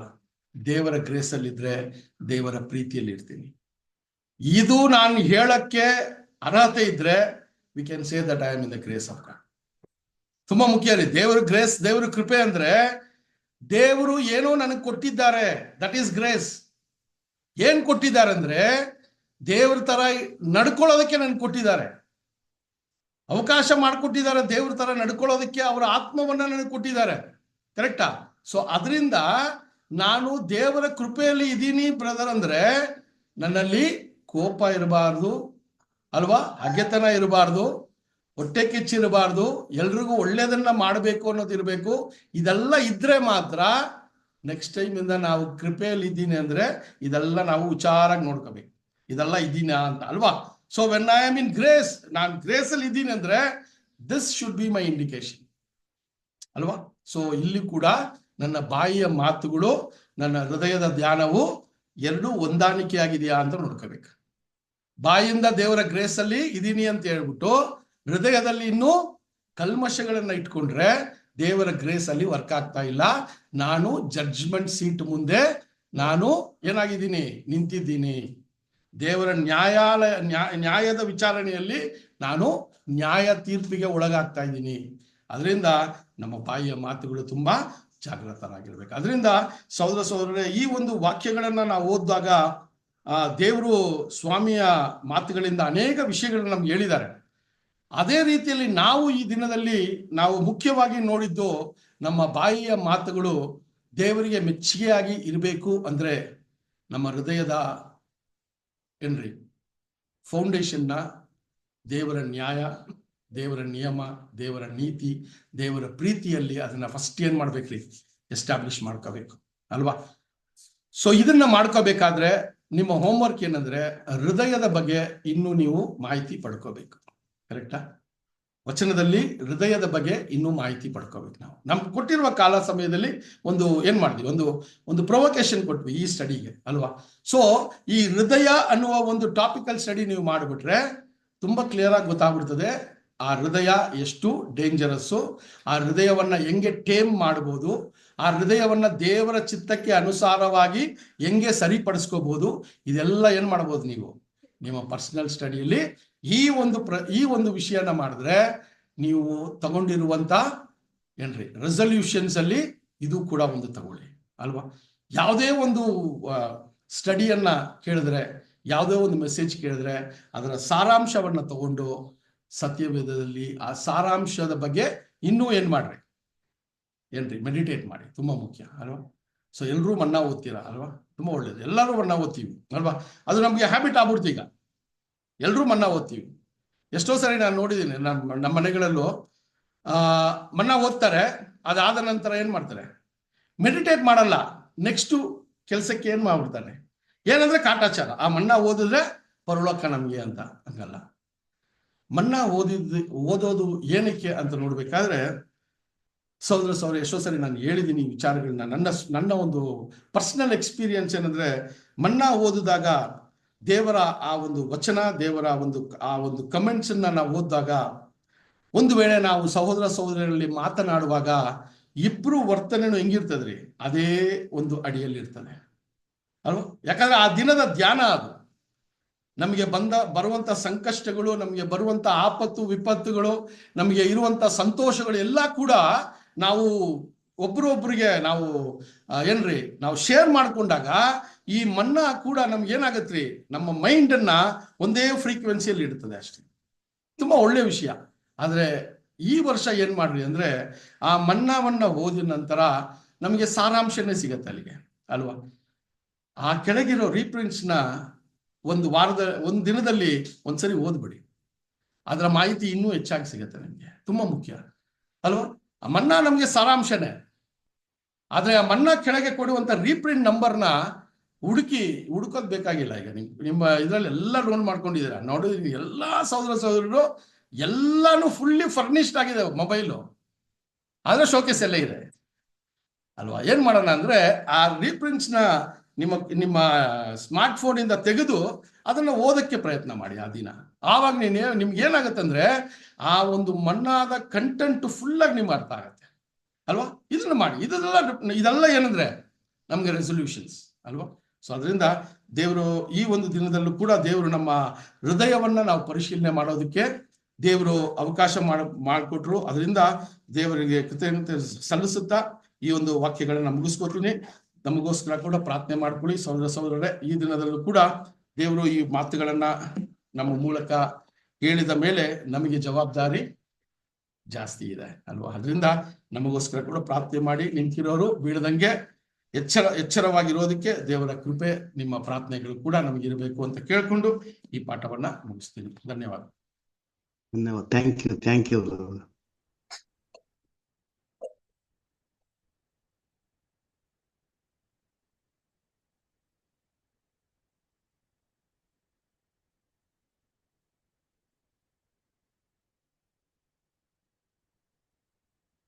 ಬ್ರದರ್. ಬಾಯಿನ ಮಾತುಗಳು ನಮ್ಮ ಹೃದಯದಲ್ಲಿ ಏನಿದೆಯೋ ಅದೇ ನಮ್ಮ ಬಾಯಲ್ಲಿ ಬರುತ್ತೆ. ಸೊ ಒಂದು ವಚನನೂ ಇದೆ, ನಮ್ಮ ಬಾಯಿ ಒಳಗಡೆ ಹೋಗೋದು ಯಾವುದು ನಮ್ಮನ್ನ ನಿಷಿದ್ಧ ಮಾಡಲ್ಲ, ಬಾಯಿಂದ ಬರೋದು ನಿಷಿದ್ಧ ಮಾಡುತ್ತೆ. ಯಾಕಂದ್ರೆ ಅದು ನಮ್ಮ ಹೃದಯದಿಂದ ಆಚೆ ಬರುತ್ತೆ. ಫಸ್ಟ್ ನಾವು ಯಾವ್ದನ್ನ ಸರಿಪಡಿಸ್ಕೋಬೇಕು? ನಮ್ಮ ಹೃದಯನ ಸರಿಪಡಿಸ್ಕೋಬೇಕು. ಇದು ಹೆಂಗ್ ಸರಿಪಡಿಸ್ಕೊಳ್ಳೋದು? ನಾವ್ ಯಾವ್ದನ್ನ ಸರಿಪಡಿಸ್ಕೋಬೇಕಂದ್ರು ಕ್ರಿಸ್ತನ ನೋಡಿನೇ ಅವ್ರ ಪ್ರಕಾರನೇ ನಾವು ಸರಿಪಡಿಸ್ಕೋಬೇಕು. ನಮ್ಮ ಕ್ರಿಸ್ತನು ಶಿಲ್ಪೆಯಲ್ಲಿ ಫಸ್ಟ್ ಮಾತು ಏನ್ ಹೇಳಿದಾರ? ಏನ್ ಹೇಳಿಲ್ಲ. ಅದು ಅವ್ರ ಹೃದಯದಲ್ಲೇ ಇದೆ. ದೇವರೇ ಇವ್ರನ್ನ ಕ್ಷಮಿಸಿ. ಆ ಒಂದು ಸಿಚುವೇಶನ್ ಅಲ್ಲೂ ನಮ್ಮ ಕ್ರಿಸ್ತನ ಹೃದಯದಲ್ಲಿ ಏನಿದೆ ನೋಡಿ, ಏನೇ ಆದ್ರೂ ಅದನ್ನ ಒಳ್ಳೆ ರೀತಿಯಲ್ಲಿ ಬೆಳೆಸ್ತಾ ಇದ್ದಾರೆ. ಅದನ್ನು ನಮಗೂ ಹೇಳ್ಕೊಡ್ತಾ ಇದ್ದಾರೆ. ಅದೇ ನಮ್ಗೆ ಆತರ ಇದೆಯಾ ಅಂತ ನೋಡಿದ್ರೆ ಅದು ಡೌಟ್ ಅಲ್ಲೇ, ನನ್ಗೆ ಆತರ ಇದೆಯಾ ಅಂದ್ರೆ ಸ್ವಲ್ಪ ನನ್ಗೆ ಡೌಟ್ ಅಲ್ಲೇ ಇರುತ್ತೆ. ಆದ್ರೆ ನಾವು ನಮ್ಮನ್ನ ನಾವೇ ಕ್ರಿಸ್ತನ ಸಾರೂಪ್ಯದಲ್ಲಿ ಬೆಳೆಸ್ಕೊಳ್ಳಕ್ಕೆ ನಮ್ಮ ಹೃದಯನ ಶುದ್ಧವಾಗಿ ಬೆಳೆಸ್ಕೊಳ್ಳೋಣ. ಅದನ್ನ ಪ್ರಾಕ್ಟೀಸ್ ಮಾಡೋಣ ಡೈಲಿ. ದೇವರ ವಾಕ್ಯನ ಇದನ್ನ ಹೃದಯವನ್ನ ಸ್ವಲ್ಪ ರಿಲ್ಯಾಕ್ಸ್ ಆಗಿಬಿಟ್ರೆ ಅದು ತಪ್ಪಾದ ಎಲ್ಲಾನು ತಗೊಂಡ್ಬಂದು ಅದು ಒಳಗಡೆ ಸೇರ್ಕೊಂಡ್ಬಿಡುತ್ತೆ. ಅದನ್ನ ರಿಲ್ಯಾಕ್ಸ್ ಆಗಿರಕ್ಕೆ ನಾವು ಬಿಡಬಾರ್ದು. ಯಾವಾಗ್ಲೂ ದೇವರ ವಾಕ್ಯವನ್ನ ಕೇಳಕ್ಕೂ ಅದನ್ನ ಧ್ಯಾನ ಮಾಡಕ್ಕೂ ಅದನ್ನ ನಾವು ಯಾವಾಗ್ಲೂ ಅದಕ್ಕೆ ಕೆಲಸ ಕೊಡ್ತಾನೆ ಇದ್ರೆ ಅದು ಶುದ್ಧ ಮಾಡಕ್ಕೆ ಡೆವಲಪ್ ಆಯ್ತಾನೆ ಇರುತ್ತೆ. ಆಗ್ಲೇ ನಮ್ಮ ಹೃದಯವನ್ನ ಶುದ್ಧವಾಗಿ ಇಟ್ಕೊಳ್ಳೋಣ. ಡೇ ಬೈ ಡೇ ನಮ್ಮನ್ನ ಕ್ರಿಸ್ತನ ಸಾರೂಪ್ಯದಲ್ಲಿ ಬೆಳೆಸ್ಕೊಳ್ಳಕ್ಕೆ ತಂದೆ ದೇವ್ರ ತಾಮೇ ನಮ್ಗೆ ಪರಿಶುದ್ಧಾತ್ಮ ಕೊಡುವಾಗ ಬೇಡ್ಕೊಳ್ಳೋಣ. ಈ ಒಂದು ದೇವರ ವಾಕ್ಯನ ಕೊಟ್ಟ ತಂದೆಯ ದೇವರಿಗೂ ಮಗನಾದ ಯೇಸು ಕ್ರಿಸ್ತನಿಗೂ ಕೃತಜ್ಞತೆ ಸಲ್ಲಿಸೋಣ.